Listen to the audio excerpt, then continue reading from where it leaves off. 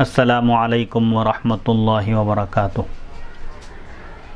حضرت سید محمد عبد القدیر حسینی بخاری چشتی المعروف نورانی پاشا رحمۃ اللہ علیہ کا قائم کردہ باب العلم انواریہ ایجوکیشنل سوسائٹی اور جامعہ انواریہ کے زیر اہتمام قرآن مجید کی تفسیر کے علاوہ حدیث شریف اور علوم اسلامی کی مشہور و معروف معتبر و مستند اہم کتابوں کی ویڈیو ریکارڈنگ کا سلسلہ جاری و ساری ہے۔ الحمدللہ اسی سلسلے کی ایک سنہری کڑی بخاری شریف کی شرح کا درس بھی ہے جو الحمدللہ سلسلہ وار جاری و ساری ہے۔ نعمت الباری فی شرح صحیح البخاری علامہ غلام رسول سعیدی صاحب رحمۃ اللہ علیہ کی مشہور شرح ہے۔ کتاب الجنائز جنائز کا بیان چل رہا تھا۔ حدیث نمبر 1319 سے آج کی اس نشست کا آغاز ہوتا ہے۔ بسم اللہ الرحمن الرحیم۔ حدثنا مسلم قال حدثنا شعبة قال حدثنا الشیبانی عن الشعبی قال اخبرنی من شهد النبی صلی اللہ علیہ وسلم اتى على قبر منبوذ فصفهم وكبر اربعا قلت یا ابا عمرو من حدثك قال ابن عباس رضی اللہ تعالی عنہما۔ امام بخاری رحمۃ اللہ علیہ روایت کرتے ہیں، ہمیں مسلم نے بیان کیا، انہوں نے کہا، ہمیں شعبہ نے بیان کیا، انہوں نے کہا، ہمیں شیبانی نے حدیث بیان کی شعبی سے، انہوں نے کہا، مجھے انہوں نے خبر دی جنہوں نے اس کی شہادت دی، گواہی دی کہ نبی کریم صلی اللہ علیہ وسلم ایک منفرد قبر پر آئے، ایک ایسی قبر پر آئے جو دیگر قبروں سے الگ تھی، ہٹی ہوئی تھی۔ آپ اس قبر کے پاس تشریف لائے، بس آپ نے مسلمانوں کی صف بنائی اور 4 تکبیریں پڑھی، یعنی نماز جنازہ آپ نے ادا کی۔ میں نے پوچھا، اے ابو عمرو، آپ سے یہ حدیث کس نے بیان کی؟ تو انہوں نے کہا، حضرت ابن عباس رضی اللہ عنہما نے یہ حدیث بیان کی۔ اس حدیث کی تشریح صحیح بخاری حدیث نمبر 857 میں گزر چکی۔ یہ ایک واقعہ ہے جو ایک شخص کی قبر کا کہ ایک شخص کا انتقال ہو گیا جو مسجد میں جھاڑو دیا کرتے تھے۔ صحابہ کرام نے جب ان کا رات میں انتقال ہوا تو حضور اکرم صلی اللہ علیہ وسلم کو زحمت دینا مناسب نہ سمجھا، اسی لیے انہوں نے رات میں نماز جنازہ پڑھ کر تدفین کر دی تھی۔ جب دوسرے دن وہ شخص نظر نہیں آئے تو حضور اکرم صلی اللہ علیہ وسلم نے پوچھا، دریافت کیا ان کے بارے میں، تو کہا گیا آپ سے کہ رات میں ان کا انتقال ہو گیا اور رات میں ہی ہم نے ان کی تدفین کر دی نماز جنازہ پڑھ کر، تاکہ آپ کو زحمت اور مشقت نہ ہو۔ تو آپ صلی اللہ علیہ وسلم پھر دوبارہ ان کی قبر پر آپ نے نماز جنازہ پڑھی۔ حدیث نمبر 1320۔ حدثنا ابراہیم بن موسیٰ قال اخبرنا ہشام بن یوسف ان ابن جریج اخبرهم قال اخبرني عطاء انه سمع جابر بن عبد الله رضی اللہ تعالی عنہما یقول قال النبي صلی اللہ علیہ وسلم قد توفي اليوم رجل صالح من الحبش فهلم فصلوا عليه قال فصففنا فصلى النبي صلی اللہ علیہ وسلم ونحن صفوف قال ابو الزبیر عن جابر كنت في الصف الثاني۔ امام بخاری رحمۃ اللہ علیہ روایت کرتے ہیں، ہمیں ابراہیم بن موسیٰ نے بیان کیا، انہوں نے کہا، ہمیں ہشام بن یوسف نے خبر دی کہ ابن جریج نے ان کو خبر دی، انہوں نے کہا، مجھے عطا نے خبر دی، انہوں نے حضرت جابر بن عبداللہ رضی اللہ عنہما سے سنا، بیان کرتے ہیں کہ نبی کریم صلی اللہ علیہ وسلم نے فرمایا، آج حبش ملک حبش کے ایک نیک شخص کا انتقال ہو گیا، آؤ ہم ان کی نماز جنازہ پڑھیں۔ راوی نے کہا، پس ہم نے صفیں بنائی، پھر نبی کریم صلی اللہ علیہ وسلم نے نماز جنازہ پڑھائی اور ہماری کئی صفیں تھیں، یعنی کئی صحابہ کرام موجود تھے تو کئی صفیں بنائی گئی۔ ابو زبیر نے حضرت جابر رضی اللہ عنہ سے روایت کی کہ میں اس وقت دوسری صف میں تھا۔ یہ ملک حبشہ کے بادشاہ نجاشی کا جب انتقال ہوا تو حضور اکرم صلی اللہ علیہ وسلم نے صحابہ کرام کو جمع کر کے ان کی غائبانہ نماز جنازہ پڑھائی۔ اسی لیے امام شافعی رحمۃ اللہ علیہ کے پاس غائبانہ نماز جنازہ جائز ہے، جبکہ احناف کے پاس غائبانہ نماز جنازہ پڑھنا جائز نہیں ہے۔ احناف اس روایت کا یہ جواب دیتے ہیں کہ حضور اکرم صلی اللہ علیہ وسلم کے لیے تمام حجابات اٹھا دیے گئے تھے اور حبشہ کے بادشاہ نجاشی کا جنازہ آپ کے سامنے پیش کر دیا گیا تھا، اسی لیے آپ نے ان کی نماز جنازہ پڑھی۔ اس حدیث کی تشریح صحیح بخاری حدیث نمبر 1317 میں گزر چکی۔ باب نمبر 55، باب الصفوف الصبیانی مع الرجال علی الجنائز، جنازے میں بچوں کی مردوں کے ساتھ صفیں بنانے کا بیان۔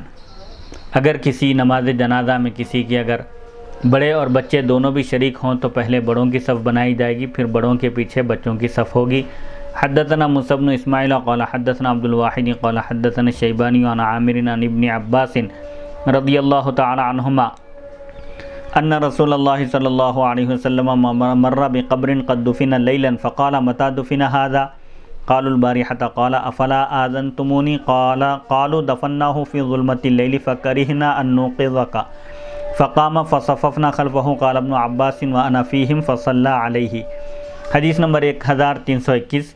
امام بخاری رحمۃ اللہ علیہ روایت کرتے ہیں، ہمیں موسیٰ بن اسماعیل نے بیان کیا، انہوں نے کہا ہمیں عبد الواحد نے بیان کیا، انہوں نے کہا ہمیں شیبانی نے بیان کیا، عامر سے انہوں نے حضرت ابن عباس رضی اللہ عنہما سے آپ بیان کرتے ہیں کہ رسول اللہ صلی اللہ علیہ وسلم ایک ایسی قبر کے پاس سے گزرے جس کو رات میں دفن کیا گیا تھا، جس میں رات میں تدفین عمل میں آئی تھی۔ آپ نے پوچھا کہ ان کو کب دفن کیا گیا؟ تو صحابہ نے عرض کیا گزشتہ رات۔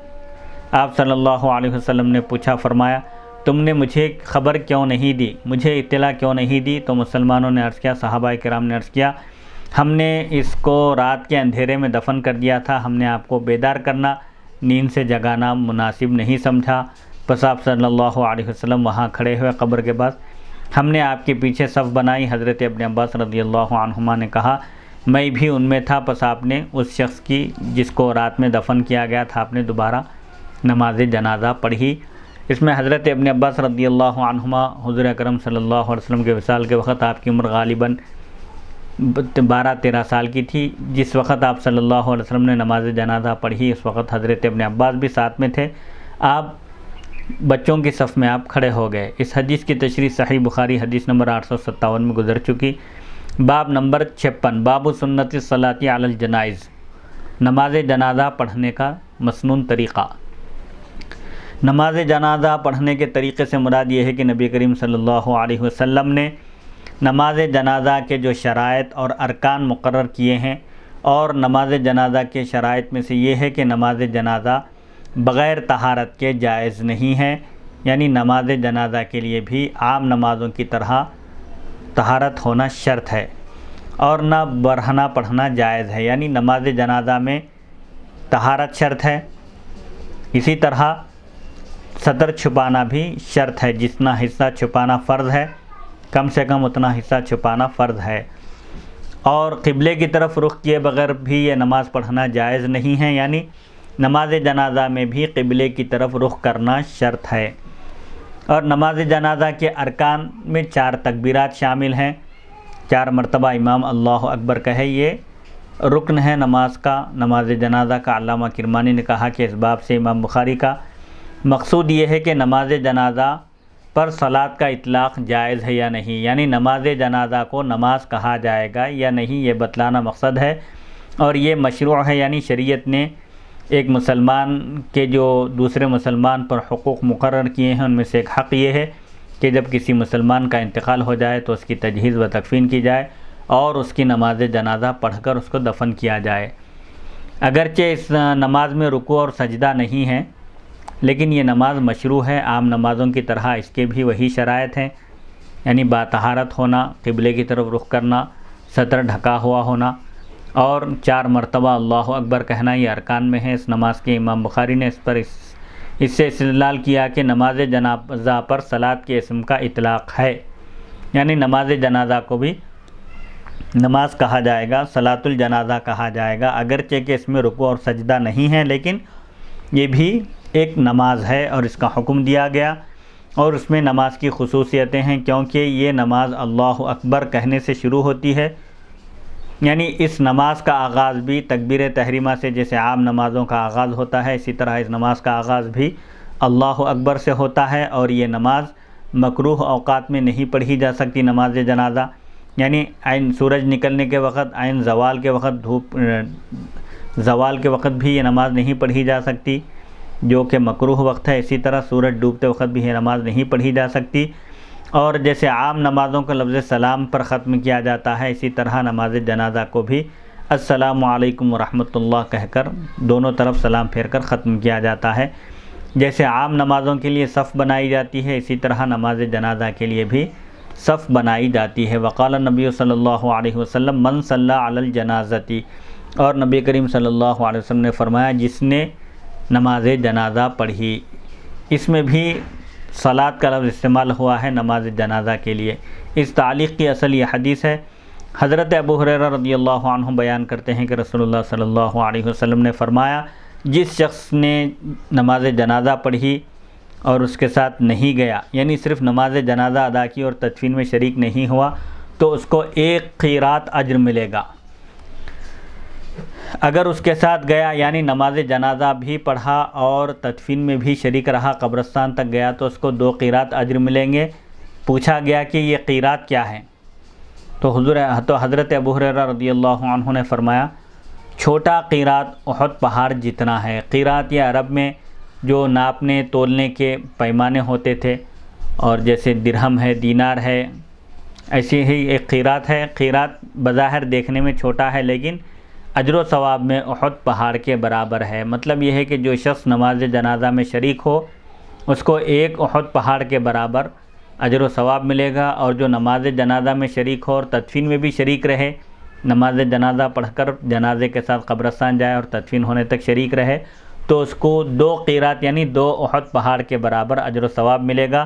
قیراط ایک چھوٹی چیز ہے لیکن اجر و ثواب میں اس کی جسامت اور اس کا اندازہ احد پہاڑ کے ذریعے کیا جا سکتا ہے۔ امام بخاری کا مقصد یہ ہے کہ اس حدیث میں رسول اللہ صلی اللہ علیہ وسلم نے نماز جنازہ پر نماز کا اطلاق کیا، یعنی نماز جنازہ کو نماز آپ نے کہا۔ وقال صلوا علی صاحبکم، اور آپ صلی اللہ علیہ وسلم نے ایک موقع پر فرمایا کہ تم اپنے ساتھی کی تم نماز جنازہ پڑھو۔ اس تعلیق کی اصل یہ حدیث ہے۔ حضرت سلمہ بن اکوع رضی اللہ عنہ بیان کرتے ہیں کہ ہم نبی کریم صلی اللہ علیہ وسلم کے پاس بیٹھے ہوئے تھے کہ آپ کے پاس ایک جنازہ لایا گیا۔ مسلمانوں نے عرض کیا آپ اس کی نماز جنازہ پڑھائیں۔ آپ نے پوچھا کیا اس پر قرض ہے، اس میت پر اس کے ذمہ قرض ہے کسی کا؟ تو مسلمانوں نے کہا نہیں۔ آپ نے پوچھا کیا اس نے کوئی طریقہ چھوڑا ہے، مال و دولت چھوڑ کر انتقال کیا ہے؟ مسلمانوں نے عرض کیا نہیں۔ تو آپ نے اس کی نماز جنازہ پڑھا دی۔ پھر دوسرا جنازہ لایا گیا۔ مسلمانوں نے عرض کیا یا رسول اللہ صلی اللہ علیہ وسلم آپ اس کی نماز جنازہ پڑھائیں۔ تو آپ نے پوچھا کیا اس کے ذمہ قرض ہے، اس پر قرض ہے؟ تو کہا گیا جی ہاں۔ تو آپ نے پوچھا کیا اس نے طریقہ چھوڑا ہے، کچھ اپنے پیچھے مال و دولت چھوڑی ہے؟ تو مسلمانوں نے عرض کیا 3 دینار اس کا طریقہ ہے، اس کی وراثت میں 3 دینار اس کی ملکیت میں ہے۔ تو آپ نے اس کی نماز جنازہ پڑھا دی۔ پھر تیسرا جنازہ لایا گیا، آپ سے مسلمانوں نے عرض کیا آپ اس کی نماز جنازہ پڑھا دیں۔ آپ صلی اللہ علیہ وسلم نے پوچھا اس نے کوئی طریقہ چھوڑا ہے، مال و دولت چھوڑا ہے؟ مسلمانوں نے عرض کیا نہیں۔ آپ نے پوچھا کیا اس کے ذمہ قرض ہے، اس پر کسی کا قرض باقی ہے؟ تو مسلمانوں نے عرض کیا 3 دینار قرض ہے۔ تو آپ نے فرمایا تم اپنے ساتھی کی نماز جنازہ پڑھو۔ حضرت ابو قتادہ رضی اللہ عنہ نے کہا یا رسول اللہ صلی اللہ علیہ وسلم آپ اس شخص کی نماز جنازہ پڑھا دیں اور اس کا قرض میرے ذمہ ہے، یعنی ان کے اوپر جو قرض ہے وہ قرض میں ادا کر دوں گا، اس کا میں ذمہ لیتا ہوں۔ جب ایک صحابی نے یہ ذمہ داری قبول کی تو آپ نے اس شخص کی نماز جنازہ پڑھائی۔ اس حدیث سے بھی امام بخاری کا مقصد یہی ہے کہ نبی کریم صلی اللہ علیہ وسلم نے نماز جنازہ کو نماز کہا، نماز فرمایا۔ وقال صلوا علی النجاشی، اور نبی کریم صلی اللہ علیہ وسلم نے فرمایا اصحاب نجاشی یعنی ملک حبش کے بادشاہ کی نماز جنازہ پڑھو۔ اس تعلیق کی اصل اس حدیث میں ہے۔ حضرت ابو ہریرہ رضی اللہ عنہ بیان کرتے ہیں کہ نبی کریم صلی اللہ علیہ وسلم نے اپنے اصحاب کو نجاشی کی موت کی خبر دی، پھر آپ آگے بڑھ گئے۔ مسلمانوں نے آپ کے پیچھے صفیں بنائیں، پھر آپ نے 4 تکبیرات پڑھیں، یعنی 4 مرتبہ اللہ اکبر کہا۔ سماہا صلاۃ لیس فیہا رکوع ولا سجود، نبی کریم صلی اللہ علیہ وسلم نے نماز جنازہ کو نماز فرمایا حالانکہ اس میں رکوع اور سجدہ نہیں ہے، یعنی اس ہیئت مخصوصہ کو بھی آپ نے نماز کا نام دیا۔ ولا یتکلم فیہا وفیہا تکبیر و تسلیم، اور نماز جنازہ میں بات نہیں کی جا سکتی، جیسے عام نمازوں میں بات کرنا، گفتگو کرنا منع ہے۔ گفتگو چاہے بھول کر کی جائے یا عمدن کی جائے اس سے نماز فاسد ہو جاتی ہے۔ اسی طرح نماز جنازہ میں بھی گفتگو کرنے کی اجازت نہیں ہے، اسی لیے نماز جنازہ کو نماز کہا گیا، اور اس میں اللہ اکبر کہنا ہے اور سلام پھیرنا ہے۔ عام نمازوں سے مشابہت پائی جانے کی وجہ سے نماز جنازہ کو بھی نماز کہا گیا، جیسے عام نمازوں میں اللہ اکبر کہہ کر نماز شروع کی جاتی ہے، نماز جنازہ بھی اللہ اکبر کہہ کر شروع کی جاتی ہے۔ نماز جنازہ میں بھی گفتگو نہیں کی جا سکتی جیسے عام نمازوں میں گفتگو نہیں کی جا سکتی، اور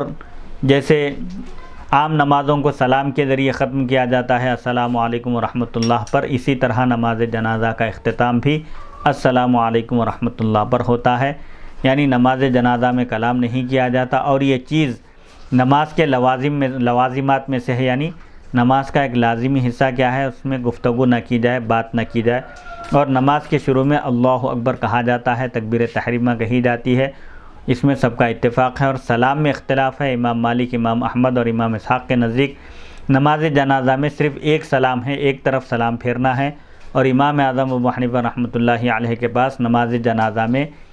دونوں طرف سلام پھیرنا ہے، جیسے عام نمازوں میں دونوں طرف سلام پھیرا جاتا ہے۔ امام مالک اور امام احمد کی دلیل یہ حدیث ہے، حضرت ابن عمر رضی اللہ عنہما جب نماز جنازہ پڑھتے تو دونوں ہاتھ بلند کر کے اللہ اکبر کہتے، اور جب فارغ ہوتے تو دائیں طرف ایک سلام پھیرتے۔ مصنف ابن ابی شیبہ میں یہ روایت موجود ہے۔ امام اعظم ابو حنیفہ رحمۃ اللہ علیہ کی دلیل حسب ذیل احادیث اور آثار ہیں، یا ذیل میں نیچے احادیث شریفہ اور صحابہ کے اقوال دیے جا رہے ہیں۔ حریث بیان کرتے ہیں، میں نے عامر کو دیکھا، انہوں نے ایک جنازے پر نماز پڑھی، یعنی نماز جنازہ پڑھائی، پھر انہوں نے دائیں جانب اور بائیں جانب سلام پھیرا۔ یہ بھی مصنف ابن ابی شیبہ کی روایت ہے۔ ابو الہیثم بیان کرتے ہیں کہ ابراہیم نے نماز جنازہ کے بعد اپنی دائیں طرف اور بائیں طرف سلام پھیرا۔ حضرت ابن مسعود رضی اللہ عنہ نے فرمایا، 3 کام ایسے ہیں کہ رسول اللہ صلی اللہ علیہ وسلم ان کو کرتے تھے اور لوگوں نے ان کو چھوڑ دیا۔ ان میں سے ایک یہ ہے کہ نماز جنازہ کے بعد اس طرح سلام پھیرا جائے جس طرح دیگر نمازوں کے بعد سلام پھیرا جاتا ہے، یعنی نماز جنازہ میں دونوں طرف سلام پھیرنا چاہیے۔ اور ایک قاعدہ، ایک مسئلہ ذہن میں رکھنا چاہیے، عام طور پر لوگوں کو، عوام الناس کو معلوم نہیں ہوتا، چوتھی مرتبہ جب امام اللہ اکبر کہے نماز جنازہ پڑھانے والا، تو چوتھی تکبیر پر مصلیوں کو بھی چاہیے، مقتدیوں کو بھی چاہیے کہ وہ اپنے دونوں ہاتھ چھوڑ دیں۔ چوتھی تکبیر کہنے کے بعد جب امام السلام علیکم ورحمۃ اللہ کہے، ایک طرف سلام پھیرے دائیں طرف، تو دونوں ہاتھ چھوڑ کر سلام پھیرنا چاہیے، پھر بائیں طرف سلام پھیرنا چاہیے۔ عام طور پر لوگ سلام پھیرنے کے بعد دونوں ہاتھ چھوڑتے ہیں۔ مسئلہ یہ ہے کہ جب امام چوتھی مرتبہ اللہ اکبر کہے اور السلام علیکم ورحمۃ اللہ کہے تو دونوں ہاتھ چھوڑ دیں اور سلام پھیریں۔ بعض لوگ ایک ہاتھ چھوڑ کر سلام پھیرتے ہیں، پھر دوسری طرف سلام پھیر کر دوسرا ہاتھ چھوڑتے ہیں، یہ بھی غلط ہے۔ ابراہیم حضرت ابن ابی اوفا سے روایت کرتے ہیں کہ انہوں نے 4 تکبیرات پڑھی، یعنی نماز جنازہ پڑھائی تو 4 مرتبہ اللہ اکبر کہا، پھر دائیں جانب اور بائیں جانب سلام پھیرا اور اس کو نبی کریم صلی اللہ علیہ وسلم کی طرف منسوب کیا، یعنی انہوں نے نماز جنازہ پڑھائی، 4 مرتبہ اللہ اکبر کہا، دائیں اور بائیں سلام پھیرنے کے بعد بیان کیا کہ رسول اللہ صلی اللہ علیہ وسلم اسی طرح نماز جنازہ پڑھایا کرتے تھے۔ وکان ابن عمر لا یصلی الا طاہرا ولا یصلی عند طلوع الشمس ولا غروبها ويرفع یدیہ، اور حضرت ابن عمر رضی اللہ عنہما صرف طہارت کے ساتھ نماز جنازہ پڑھتے تھے، جیسے عام نمازوں کے لیے طہارت شرط ہے، نماز جنازہ کے لیے بھی طہارت شرط ہے۔ اور طلوع شمس اور غروب شمس کے وقت آپ ابن عمر رضی اللہ عنہما نماز نہیں پڑھتے تھے، کیونکہ سورج نکلتے وقت اور سورج ڈوبتے وقت نماز پڑھنا مکروہ ہے، اور اس میں رفع یدین کرتے تھے، یعنی نماز جنازہ میں جب اللہ اکبر کہتے نماز شروع کرتے تو آپ دونوں ہاتھ کانوں تک اٹھاتے تھے۔ علامہ ابن بطال نے کہا کہ اس تعلیق سے، یعنی امام بخاری نے جو ابن عمر رضی اللہ عنہما کا یہ قول پیش کیا، اس سے امام بخاری کا مقصد شعبی کا رد کرنا ہے، کیونکہ انہوں نے بغیر وضو کے نماز جنازہ کو جائز قرار دیا ہے۔ انہوں نے کہا کہ نماز جنازہ صرف دعا ہے، اس میں رکوع ہے اور نہ سجدہ، اور تمام متقدمین اور متاخرین کا اس کے خلاف پر اجماع ہے، یعنی پہلے کے علماء اور بعد والے علماء سب کا اس بات پر اتفاق ہے کہ نماز جنازہ بھی عام نمازوں کی طرح ایک نماز ہے، اس میں طہارت شرط ہے، بے وضو وہ نماز ادا نہیں کی جا سکتی۔ یہ شعبی کا یہ جو قول ہے یہ شاذ ہے، یعنی ایک اکیلے کا قول ہے، اس قول کی طرف توجہ نہیں کی جائے گی، یعنی ان کے اس قول کو اختیار نہیں کیا جائے گا اور ان کے اس قول پر عمل نہیں کیا جائے گا۔ اس تعلیق کے پہلے جز کی اصل یہ حدیث ہے،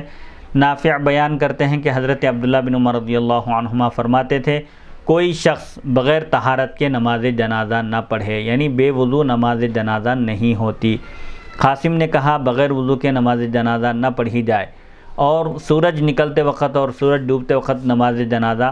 نہ پڑھنے کی تعلیق کے متعلق یہ حدیث ہے کہ جیسے عام نماز ادا کرنا سورج نکلتے وقت اور سورج ڈوبتے وقت یہ مکروہ ہے، یہ مکروہ اوقات ہیں سورج کے نکلتے وقت اور سورج کے ڈوبتے وقت، اس کی بھی اصل پیش کر رہے ہیں۔ ابو یحییٰ اپنے والد سے روایت کرتے ہیں کہ جنازہ رکھا گیا، یعنی مسجد میں جنازہ لایا گیا، پس حضرت ابن عمر رضی اللہ عنہما کھڑے ہو گئے، پھر پوچھا اس جنازے کا ولی کہاں ہے، یعنی اس جنازے کا جو سرپرست ہے ولی ہے کہاں ہے، تاکہ وہ سورج کے طلوع ہونے سے پہلے اس کی نماز جنازہ پڑھ لے۔ سورج کے طلوع ہونے کا وقت قریب تھا تو آپ نے فوراً دریافت فرمایا کہ اس میت کا ولی کون ہے، سرپرست کون ہے، کیونکہ سورج نکلنے سے پہلے نماز جنازہ پڑھ لینا چاہیے۔ ابو حفص بیان کرتے ہیں کہ حضرت ابن عمر رضی اللہ عنہما کے پاس جنازہ لایا گیا تو آپ نے عصر کی نماز پڑھی اور فرمایا اس کی نماز جنازہ میں جلدی کرنا، سورج غروب ہونے سے پہلے نماز جنازہ پڑھ لو۔ ان تعلیقات سے بھی امام بخاری کا مقصد یہ ہے کہ نماز جنازہ پر نماز کا اطلاق ہوتا ہے، نماز جنازہ کو بھی نماز کہا جائے گا، اور نماز جنازہ میں رفع یدین کی تعلیق کے متعلق یہ حدیث ہے کہ حضرت ابن عمر رضی اللہ عنہما نماز جنازہ میں بھی رفع یدین کرتے تھے۔ نافع بیان کرتے ہیں کہ حضرت عبداللہ بن عمر رضی اللہ عنہما نماز جنازہ کی ہر تکبیر میں دونوں ہاتھ کانوں تک اٹھاتے تھے، یعنی ہاتھ اٹھا کر بلند کرتے تھے۔ فقہائے احناف نماز جنازہ میں صرف پہلی تکبیر کے وقت رفع یدین کرتے ہیں، ان کا استدلال درج ذیل آثار سے ہے، یعنی ان کی دلیل یہ صحابہ کے اقوال ہیں۔ عبداللہ بن جمیع الزہری بیان کرتے ہیں کہ میں نے ابراہیم نخعی کو دیکھا، وہ نماز جنازہ میں رفع یدین کر کے اللہ اکبر کہتے، پھر باقی تکبیرات میں یعنی جب نماز جنازہ شروع کرتے تو پہلی مرتبہ اللہ اکبر کہہ کر دونوں ہاتھ کانوں تک اٹھاتے اور باندھ لیتے، اس کے بعد والی تکبیرات میں آپ دونوں ہاتھ پھر دوبارہ نہیں اٹھاتے تھے، صرف اللہ اکبر کہتے تھے اور 4 مرتبہ تکبیر کہتے تھے۔ سفیان بیان کرتے ہیں کہ حسن بن عبید اللہ نماز جنازہ کی صرف پہلی تکبیر میں دونوں ہاتھ کانوں تک اٹھاتے تھے۔ نفاع بن مسلم بیان کرتے ہیں کہ سوید ہمارے جنازوں میں تکبیرات پڑھتے تھے اور وہ صرف پہلی تکبیر میں رفع یدین کرتے تھے، یعنی صرف نماز شروع کرتے وقت دونوں ہاتھ کانوں تک اٹھاتے تھے، اس کے بعد باقی تکبیروں میں وہ دونوں ہاتھ کانوں تک نہیں اٹھاتے تھے، صرف اللہ اکبر کہتے تھے۔ وقال الحسن ادرکت الناس واحقهم على جنائزهم من رضوهم لفرائضهم، اور حسن بصری نے فرمایا میں نے لوگوں کو اس حال میں پایا کہ ان کے جنازے پڑھانے کے زیادہ حقدار وہ لوگ تھے جن کی اقتداء میں وہ فرض نماز پڑھنے پر راضی تھے، جن کی اقتداء میں وہ فرض نمازیں ادا کرتے تھے وہی ان کی نماز جنازہ پڑھانے کی بھی زیادہ حقدار ہیں۔ اس تعلیق کے متعلق یہ حدیثیں ہیں۔ حکم بیان کرتے ہیں کہ حضرت علی رضی اللہ عنہ نے فرمایا نماز جنازہ پڑھانے کا زیادہ حقدار امام مسجد ہے، جس مسجد میں وہ نماز ادا کیا کرتا تھا اس مسجد کا امام جنازے کی نماز پڑھانے کا زیادہ حقدار ہے۔ منصور بیان کرتے ہیں کہ میں ابراہیم کے ساتھ ایک جنازے میں گیا اور وہ اس جنازے کے ولی تھے، سرپرست تھے، انہوں نے محلے کے امام کو بلایا اور انہوں نے نماز جنازہ پڑھائی، یعنی محلے کے امام سے نماز جنازہ پڑھنے لگایا۔ وَإِذَا أَحْدَثَ يَوْمَ الْعِيدِ أَوْ عِنْدَ الْجَنَازَةِ يَطْلُبُ الْمَاءَ وَلَا يَتَيَمَّمُ، اور جب کوئی شخص عید کے دن بے وضو ہو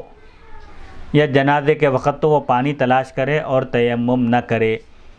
یعنی اگر کوئی شخص عید کی نماز کے وقت اگر بے وضو ہو جائے، اس کا وضو ٹوٹ جائے یا نماز جنازہ کے وقت وضو ٹوٹ جائے تو اس کو چاہیے کہ وہ پہلے پانی تلاش کرے اور تیمم نہ کرے، پانی تلاش کرنے سے پہلے اس کو تیمم کرنے کی اجازت نہیں ہے۔ اس تعلیق کی اصل یہ حدیثیں ہیں۔ حسن بصری نے فرمایا تیمم نہ کرے اور بغیر وضو کے نماز نہ پڑھے، تیمم بھی نہیں کر سکتا وہ اور وہ نماز بھی نہیں پڑھ سکتا، یہ حسن بصری کا قول ہے۔ عطا نے کہا ایک شخص جنازہ پڑھنے جائے اور اس کو نماز چھوٹ جانے کا ڈر ہو تو وہ تیمم نہ کرے۔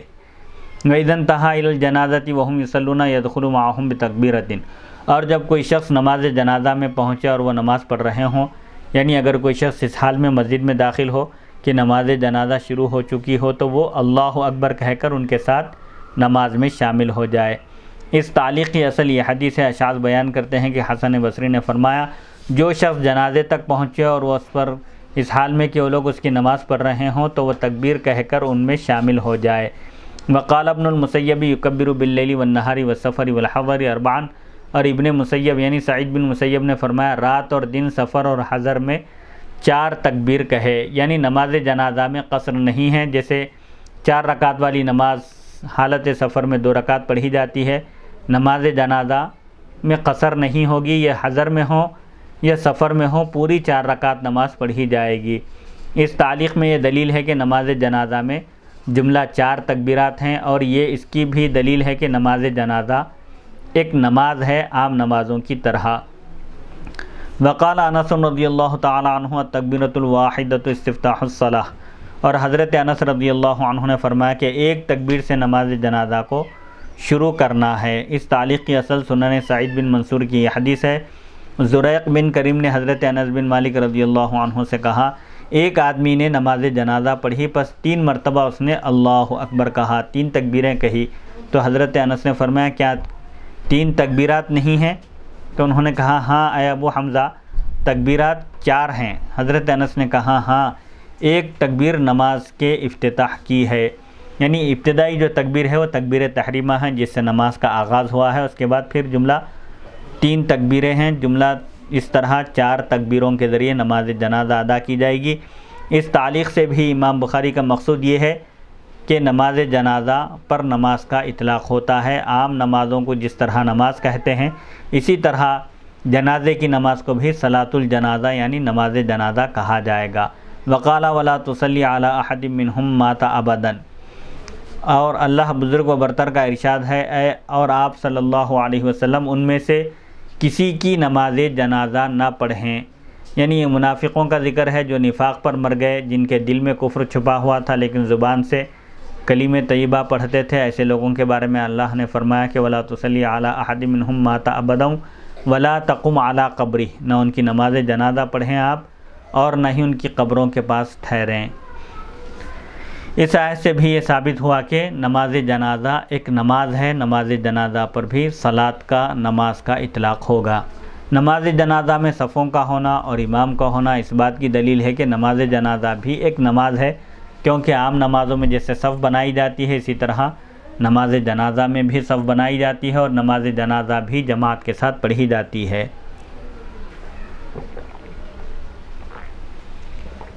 حدیث نمبر 1322 حدثنا سلیمان بن حرب قال حدثنا شعبۃ عن الشیبانی عن الشعبی قال اخبرنی من مر مع نبیکم صلی اللہ علیہ وسلم علی قبر منبوذ فامنا فصففنا خلفه فقلنا یا ابا عمرو من حدثک قال ابن عباس رضی اللہ تعالی عنہما۔ امام بخاری رحمۃ اللہ علیہ روایت کرتے ہیں ہمیں سلیمان بن حرب نے بیان کیا، انہوں نے کہا ہمیں شعبہ نے بیان کیا، شیبانی سے انہوں نے، شعبی سے انہوں نے بیان کیا مجھے اس شخص نے خبر دی جو تمہارے نبی کریم صلی اللہ علیہ وسلم کے ساتھ ایک منفرد قبر کے پاس سے گزرے تھے، یعنی ایک ایسی قبر کے پاس سے جو دوسری قبروں سے ہٹی ہوئی فاصلے پر تھی۔ پس آپ صلی اللہ علیہ وسلم نے ہماری امامت فرمائی، پس ہم نے آپ کے پیچھے صفیں بنائی، پس ہم نے کہا اے ابو عمرو تم کو یہ حدیث کس نے بیان کی؟ تو انہوں نے کہا مجھے یہ حدیث حضرت ابن عباس رضی اللہ عنہما نے بیان کی۔ اس حدیث کی تشریح صحیح بخاری حدیث نمبر 857 میں گزر چکی۔ باب نمبر 57 باب فضل اتباع الجنائز، جنازوں کے ساتھ یعنی جنازوں کے پیچھے چلنے کی فضیلت کا بیان۔ وقال زید بن ثابت رضی اللہ تعالی عنہ اذا صلیت فقد قضیت الذی علیک،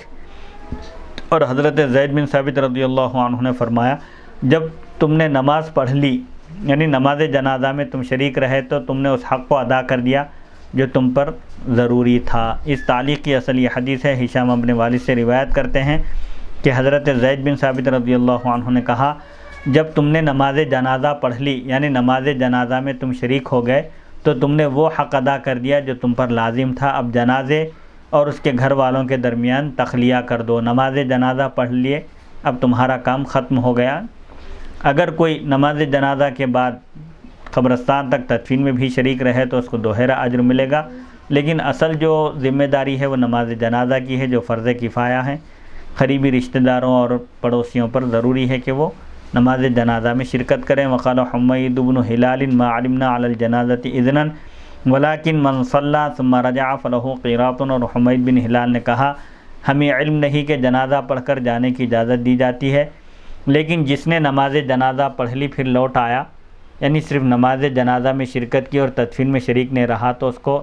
ایک قیراط اجر ملے گا، اور ایک قیراط یہ ایک احد پہاڑ کے برابر اجر و ثواب بتایا گیا ہے ایک قیراط کا۔ اس تاریخ کی اصل یہ حدیث ہے۔ حضرت ابو ہریرہ رضی اللہ عنہ بیان کرتے ہیں کہ رسول اللہ صلی اللہ علیہ وسلم نے فرمایا جو شخص جنازے کے ساتھ گیا اور اس نے جنازے کو اوپر سے اٹھایا اور اس کی قبر میں مٹی ڈالی اور بیٹھا رہا یہاں تک کہ اس کو اجازت دے دی گئی، یعنی نماز جنازہ میں شریک رہا پھر تدفین میں بھی شامل رہا، تو وہ 2 قیراط اجر کے ساتھ لوٹے گا۔ ہر قیراط احد پہاڑ کے برابر ہوگا، یعنی قیراط بظاہر معمولی چھوٹی چیز ہے، لیکن اس کا اجر و ثواب جو دیا جائے گا نماز جنازہ میں اگر کوئی شریک رہے صرف، تو اس کو 1 احد پہاڑ کے برابر اجر و ثواب ملے گا، اور جو نماز جنازہ کے ساتھ تدفین میں بھی شریک رہے اس کو 2 احد پہاڑ کے برابر اجر و ثواب ملے گا۔ حدیث نمبر 1323 حدثنا ابو النعمان قال حدثنا جرير بن حازم قال سمعت نافعا يقول حدثنا ابن عمر ان ابا هريره رضي الله تعالى عنهم يقول من تبع جنازة فله قيراط فقال اكثر ابو هريره علينا۔ امام بخاری رحمۃ اللہ علیہ روایت کرتے ہیں ہمیں ابو النعمان نے بیان کیا، انہوں نے کہا ہمیں جریر بن حازم نے بیان کیا، انہوں نے کہا میں نے نافع سے سنا، وہ کہتے ہیں کہ حضرت ابن عمر رضی اللہ عنہما نے حدیث بیان کی کہ حضرت ابو ہریرہ رضی اللہ عنہ یہ فرماتے تھے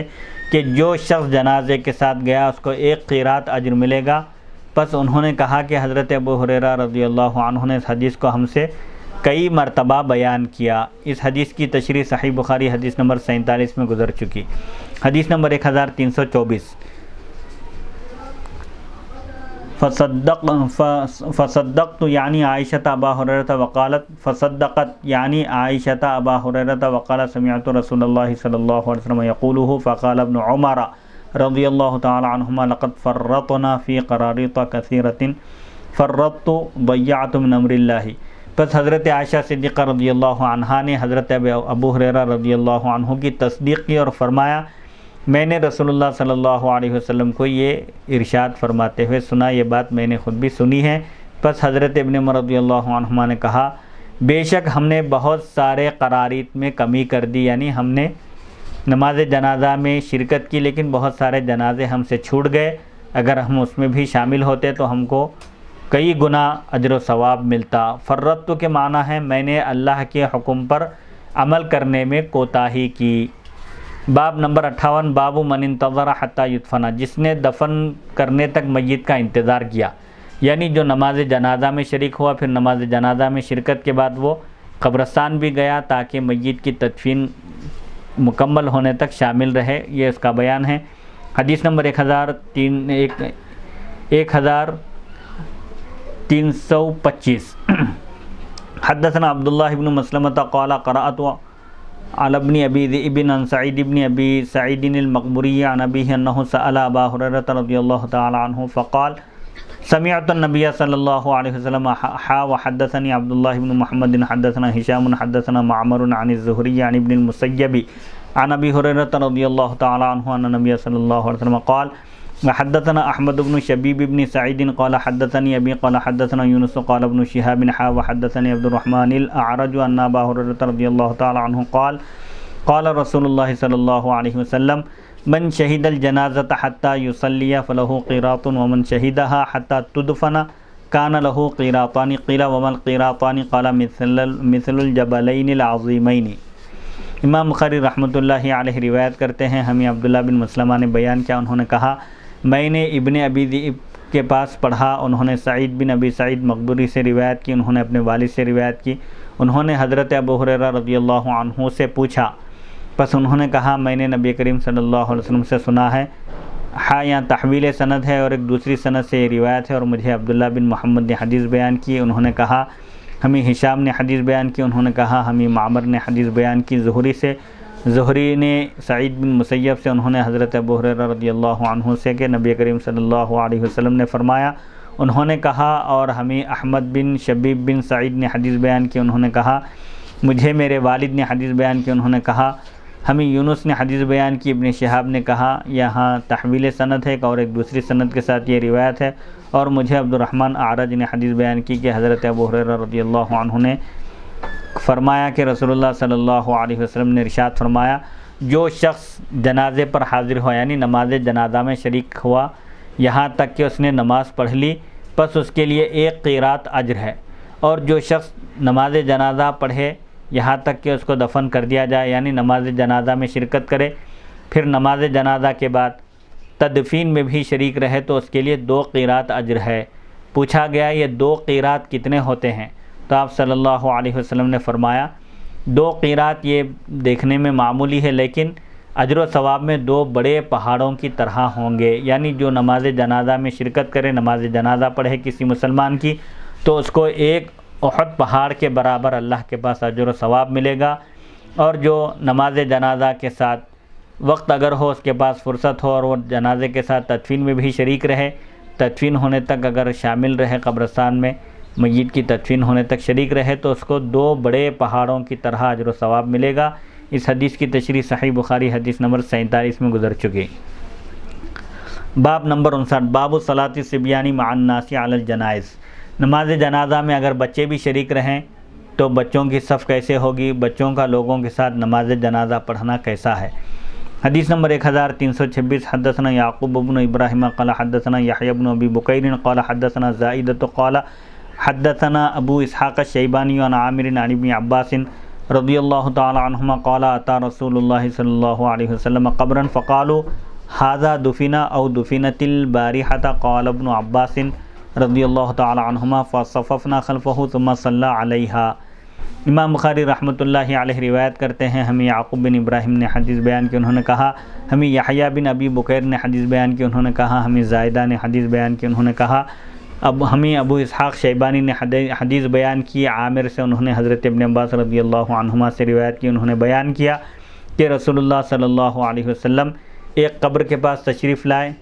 پس مسلمانوں سے کہا اس شخص کو رات میں دفن کیا گیا ہے، یا اس خاتون کو، وہ انتقال کرنے والا ایک مرد تھا یا ایک عورت تھی، خاتون تھی، کیا ان کو رات میں دفن کیا گیا ہے؟ تو حضرت ابن عباس رضی اللہ عنہما نے عرض کیا ہاں، بس ہم نے آپ کے پیچھے صفیں بنائیں، آپ قبر کے پاس کھڑے ہو گئے اور اپنے پیچھے آپ نے صفیں بنانے کا حکم دیا، پھر آپ نے اس شخص کی یا اس خاتون کی نماز جنازہ پڑھائی۔ اس حدیث کی تشریح صحیح بخاری حدیث نمبر 857 میں گزر چکی۔ باب نمبر 60، باب الصلاۃ علی الجنائز بالمصلی والمسجد، عیدگاہ اور مسجد میں نماز جنازہ پڑھنے کا بیان۔ حدیث نمبر 1327، حدثنا یحییٰ بن بکیر قال حدثنا لیث عن عقیل عن ابن شہاب عن سعید بن المسیب وابی سلمۃ انہما حدثاہ عن ابی ہریرہ رضی اللہ تعالی عنہ قال نعى لنا رسول اللہ صلی اللہ علیہ وسلم النجاشی صاحب الحبشۃ یوم الذی مات فیہ فقال استغفروا لأخیکم۔ امام بخاری رحمۃ اللہ علیہ روایت کرتے ہیں، ہمیں یحییٰ بن بکیر نے بیان کیا، انہوں نے کہا ہمیں لیث نے حدیث بیان کی عقیل سے، انہوں نے ابن شہاب سے، انہوں نے سعید بن مسیب اور ابو سلمہ سے، ان دونوں نے ان کو حدیث بیان کی حضرت ابو ہریرہ رضی اللہ عنہ سے۔ انہوں نے بیان کیا کہ رسول اللہ صلی اللہ علیہ وسلم نے ملک حبش کے بادشاہ نجاشی کی موت کی اطلاع دی، خبر دی۔ جو نجاشی حبشہ کے بادشاہ تھے، جس دن وہ انتقال کر گئے تھے، آپ صلی اللہ علیہ وسلم نے فرمایا تم اپنے اسلامی بھائی کے لیے مغفرت طلب کرو۔ نجاشی یہ ملک حبش کے بادشاہ نے اسلام قبول کیا تھا، تو آپ صلی اللہ علیہ وسلم نے صحابہ سے فرمایا کہ یہ تمہارے اسلامی بھائی ہیں، مسلمان بھائی ہیں، ان کے لیے استغفار کرو، ان کے گناہوں کی اللہ سے مغفرت طلب کرو۔ اس حدیث کی تشریح صحیح بخاری حدیث نمبر 1245 میں گزر چکی۔ حدیث نمبر 1328، وعن ابن شہاب قال حدثني سعید بن المسیب ان ابا ہریرہ رضی اللہ تعالی عنہ قال ان النبی صلی اللہ علیہ وسلم صف بهم بالمصلی فکبر علیہ 4۔ ابن شہاب سے مروی ہے، انہوں نے کہا مجھے سعید بن مسیب نے بیان کیا کہ حضرت ابو ہریرہ رضی اللہ عنہ نے فرمایا بے شک نبی کریم صلی اللہ علیہ وسلم نے عیدگاہ میں، جہاں عید کی نماز پڑھی جاتی ہے، کھلی کشادہ جگہ میں عیدگاہ میں آپ نے مسلمانوں کی صفیں بنائیں، بس آپ نے نماز جنازہ کے لیے 4 مرتبہ اللہ اکبر کہا، یعنی عیدگاہ میں آپ نے نماز جنازہ پڑھائی۔ حسب ضرورت اگر پبلک زیادہ ہو، عوام کا ہجوم ہو اور جگہ ناکافی ہو، مسجد وغیرہ بھی اگر ناکافی ہو، بڑی مسجد میں بھی جگہ اگر ناکافی ہوتی ہو، تو پھر ایسی صورت میں کھلے میدان میں عیدگاہ میں بھی نماز جنازہ پڑھائی جا سکتی ہے۔ اس حدیث کی تشریح صحیح بخاری حدیث نمبر 1245 میں گزر چکی۔ حدیث نمبر 1329 حدثنا ابراہیم بن المنذر قال حدثنا ابو ضمرۃ قال حدثنا موسى بن عقبۃ عن نافع عن عبد الله بن عمر رضی اللہ تعالی عنہما ان اليهود جاءوا الى النبي صلی اللہ علیہ وسلم برجل منهم وامرأة زنایا فامر بهما فرجما قریبا من موضع الجنائز عند المسجد۔ امام بخاری رحمۃ اللہ علیہ روایت کرتے ہیں، ہمیں ابراہیم بن منذر نے بیان کیا، انہوں نے کہا، ہمیں ابو ضمرہ نے بیان کیا، انہوں نے کہا، ہمیں موسیٰ بن عقبہ نے بیان کیا، نافع سے انہوں نے حضرت عبداللہ بن عمر رضی اللہ عنہما سے انہوں نے بیان کیا کہ یہود نبی کریم صلی اللہ علیہ وسلم کے پاس ایک مرد اور ایک عورت کو لے کر آئے جنہوں نے بدکاری کی تھی، زنا کیا تھا۔ آپ کے حکم سے ان دونوں کو جنازہ گاہ کی جگہ میں مسجد کے پاس رجم کیا گیا، یعنی سنسار کیا گیا، پتھروں سے اور کنکروں سے ان دونوں کو مارا گیا، کیونکہ یہ زنا کی سزا یہی ہے، اگر شادی شدہ ہو تو اس کو سنسار کیا جائے گا، چاہے وہ مرد ہو یا عورت۔ حدیث مذکور کے رجال، اس حدیث کی سند کے راوی ہیں: نمبر 1 ابراہیم بن منذر بن عبداللہ حزامی، نمبر 2 ابو ضمرہ، نمبر 3 موسیٰ بن عقبہ، نمبر 4 نافع جو ابن عمر رضی اللہ عنہما کے غلام ہیں، نمبر 5 حضرت عبداللہ بن عمر رضی اللہ عنہما۔ حدیث مذکور کی مفصل روایت، اس حدیث شریف کی ایک تفصیلی روایت ہے۔ امام بخاری نے اس حدیث کو زیادہ تفصیل کے ساتھ اس روایت میں بیان کیا ہے۔ حضرت عبداللہ بن عمر رضی اللہ عنہما بیان کرتے ہیں کہ یہود نبی کریم صلی اللہ علیہ وسلم کے پاس اپنے ایک مرد اور ایک عورت کو لے کر آئے، ایک یہودی مرد اور ایک یہودی عورت کو لے کر آئے جنہوں نے زنا کیا تھا۔ آپ نے ان سے پوچھا، تم میں سے جو زنا کرے تم اس کے ساتھ کیا کرتے ہو؟ آپ نے یہودیوں سے پوچھا کہ تمہارے مذہب میں زنا کی سزا کیا ہے؟ تو انہوں نے کہا، ہم اس کا منہ کالا کرتے ہیں اور اس کو مارتے ہیں۔ آپ نے پوچھا، کیا تم تورات میں رجم کا حکم نہیں پاتے؟ تورات بھی اللہ کی نازل کردہ کتاب ہے، کیا اس میں یہ حکم نہیں ہے رجم کا کہ اگر شادی شدہ مرد اور عورت زنا کریں تو ان کو سنسار کرو؟ تو انہوں نے کہا، ہم تورات میں یہ حکم بالکل نہیں پاتے۔ یعنی یہودیوں نے جھوٹ کہا، کیونکہ یہ یہودیوں کی عادت تھی، ان کی فطرت میں یہ چیز تھی۔ وہ حضور پاک علیہ السلام کے اوصاف بھی جو تورات اور انجیل میں بیان کیے گئے تھے اس کو چھپاتے تھے اور احکام میں تبدیلی کرتے تھے، تحریف کرتے تھے۔ پس ان میں سے حضرت عبداللہ بن سلام رضی اللہ عنہ نے، جو ابتدا میں یہودی تھے بعد میں مسلمان ہو گئے، انہوں نے عرض کیا، انہوں نے یہودیوں سے فرمایا، تم نے جھوٹ بولا، یعنی تم جھوٹ کہتے ہو، تم تورات لے کر آؤ اور اس کی تلاوت کرو اگر تم سچے ہو۔ پس ان کے مدرس نے جو ان کو پڑھاتا تھا آیت رجم کے اوپر اپنی ہتھیلی رکھ دی، یعنی جو یہودیوں کا معلم اور استاذ تھا، اس نے جب تورات لائی گئی اور تورات کی تلاوت شروع کی تو جہاں رجم کا حکم تھا وہاں اس پر اس نے انگلی رکھ دی، یعنی ہاتھ رکھ کر اس کو چھپا دیا۔ پس وہ اپنے ہاتھ کے نیچے سے اور ہاتھ کے پیچھے سے پڑھنے لگا، اور وہ آیت رجم کو، یعنی جس میں شادی شدہ مرد اگر زنا کرے، چاہے وہ مرد ہو یا عورت، اس کے ساتھ کیا کیا جائے گا، یہ حکم تورات میں بھی رجم کا موجود تھا، لیکن یہودی اس حکم کو چھپاتے تھے۔ چنانچہ یہودیوں کا معلم استاد جو ان کو پڑھایا کرتا تھا، اس کے سامنے جب تورات لائی گئی تو وہ رجم کے حکم پر اپنا ہاتھ رکھ دیا اور آگے اور پیچھے سے اس کی تلاوت کرنے لگا۔ حضرت عبداللہ بن سلام رضی اللہ عنہ نے آیت رجم کے اوپر سے اس کا ہاتھ ہٹایا اور فرمایا، یہ کیا ہے؟ جب انہوں نے اس آیت کو دیکھا تو کہا کہ یہ آیت رجم ہے۔ پھر آپ صلی اللہ علیہ وسلم نے اس یہودی مرد اور یہودی عورت کو رجم کرنے کا حکم دیا، انہیں جنازوں کی جگہ میں، یعنی جہاں پر عام طور پر نماز جنازہ پڑھائی جاتی تھی، جو جگہ مختص کی گئی تھی نماز جنازہ کے لیے، وہاں مسجد کے قریب ان دونوں کو رجم کر دیا گیا، سنسار کیا گیا۔ بس میں نے دیکھا اس عورت کا ساتھی، یعنی اس عورت کے ساتھ جس نے زنا کیا، جس مرد نے، وہ اس پر جھکا ہوا تھا اور اس کو پتھروں سے بچا رہا تھا۔ تورات میں رجم کے حکم کا نبی کریم صلی اللہ علیہ وسلم کو کیسے علم ہوا؟ علامہ عینی لکھتے ہیں، نبی کریم صلی اللہ علیہ وسلم نے جو ان سے پوچھا تھا کہ تم زنا کرنے والوں کے ساتھ کیا کرتے ہو، یعنی جو زنا کرے اس کی تمہارے مذہب میں کیا سزا ہے، یہ ان سے مسئلہ معلوم کرنے کے لیے آپ نے نہیں پوچھا تھا اور نہ ان کی تقلید کرنے کے لیے پوچھا تھا، بلکہ آپ نے ان پر الزام اور حجت قائم کرنے کے لیے سوال کیا تھا، یعنی ان کو خود یہ بتانے کے لیے کہ تمہارے پاس جب رجم کا حکم موجود ہے تو پھر تم کو کسی سے پوچھنے کی ضرورت نہیں ہے، اسی حکم کو تم نافذ کرو۔ اور شاید کہ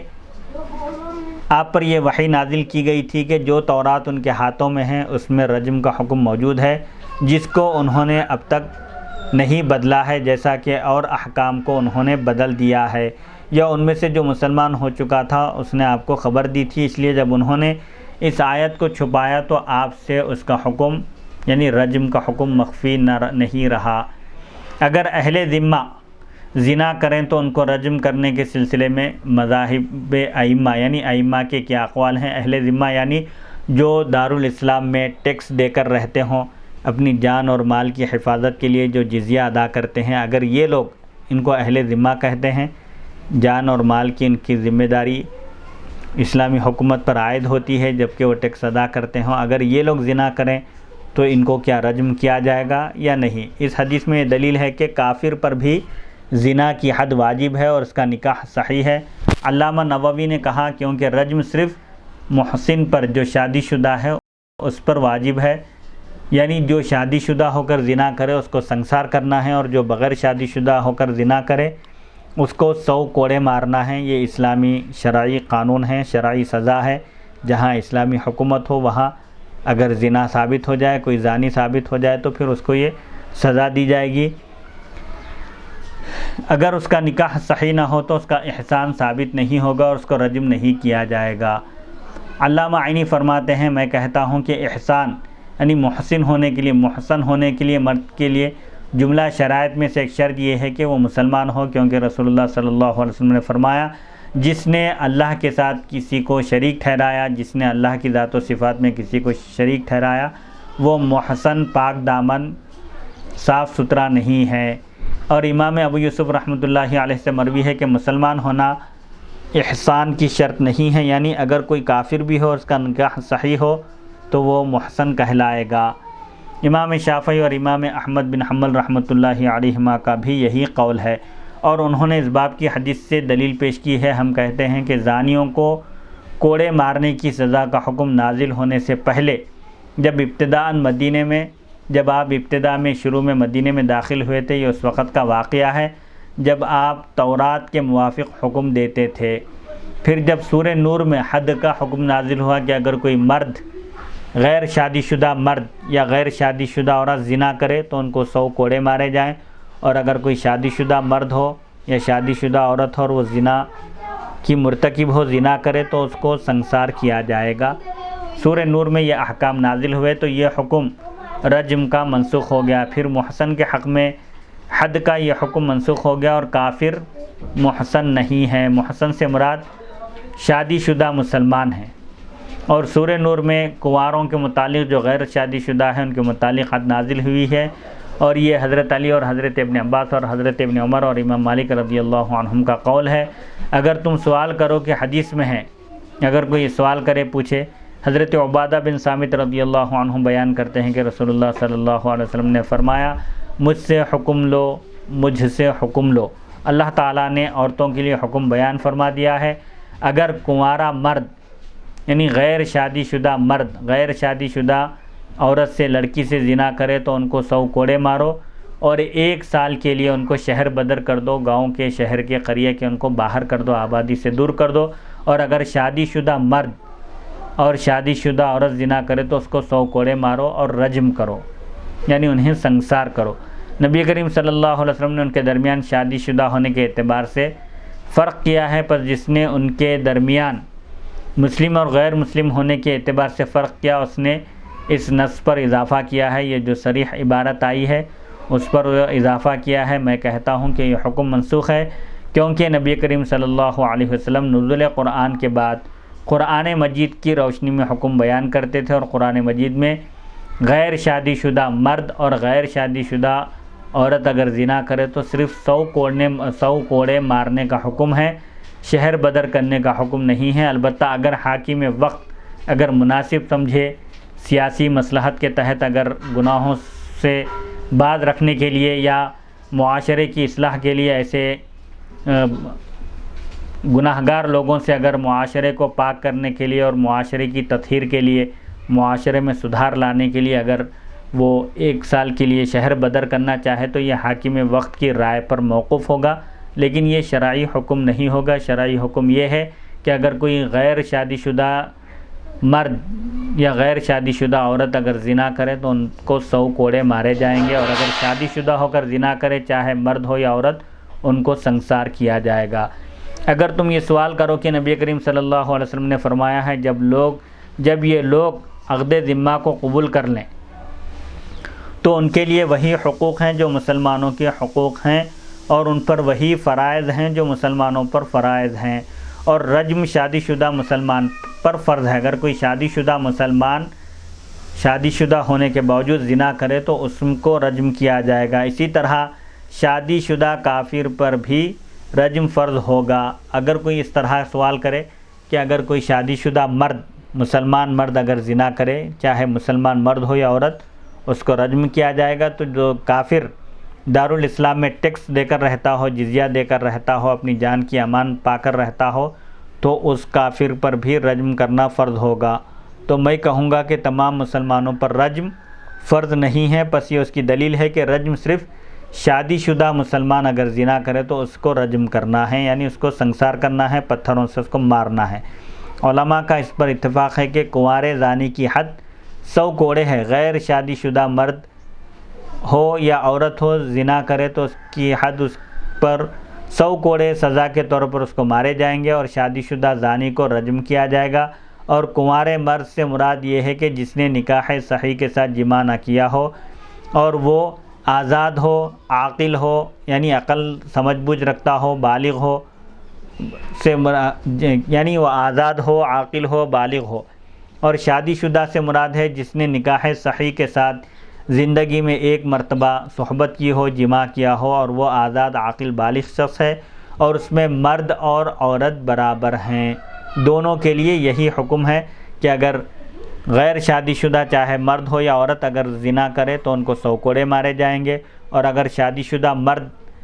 زنا کرے چاہے شادی شدہ مرد ہو یا عورت اگر وہ زنا کا ارتکاب کریں تو ان کو سنسار کیا جائے گا۔ علامہ نووی نے کہا کہ ان تمام احکام میں مسلمان اور کافر برابر ہیں، خواہ ان کی عقل پوری ہو یا کم ہو۔ نیز رسول اللہ صلی اللہ علیہ وسلم نے کنوارے کے متعلق فرمایا اس کو 1 سال کے لیے شہر بدر کر دو۔ اس میں امام شافعی اور جمہور کی دلیل ہے کہ کنوارے کو 1 سال کے لیے شہر بدر کرنا واجب ہے۔ یہ اضافی سزا ہے، 100 کوڑے مارے جانے کے علاوہ اس کو 1 سال کے لیے شہر سے باہر کر دینا ہے، جلا وطن کرنا ہے اس کو، خواہ مرد ہو وہ یا عورت۔ اور حسن بصری نے فرمایا کہ شہر بدر کرنا واجب نہیں ہے، اصل واجب جو سزا ہے غیر شادی شدہ مرد اور عورت کے لیے وہ 100 کوڑے ہیں، اور شہر بدر کرنا یہ واجب نہیں ہے۔ اور امام مالک امام اوزاعی نے فرمایا عورتوں کو شہر بدر کرنا واجب نہیں ہے۔ حضرت علی رضی اللہ عنہ سے بھی اسی طرح روایت آئی ہے، کیونکہ عورت کو شہر بدر کرنے میں اس کو ضائع کرنا ہے اور اس کو فتنے کے لیے پیش کرنا ہے، اور اسی وجہ سے عورت کو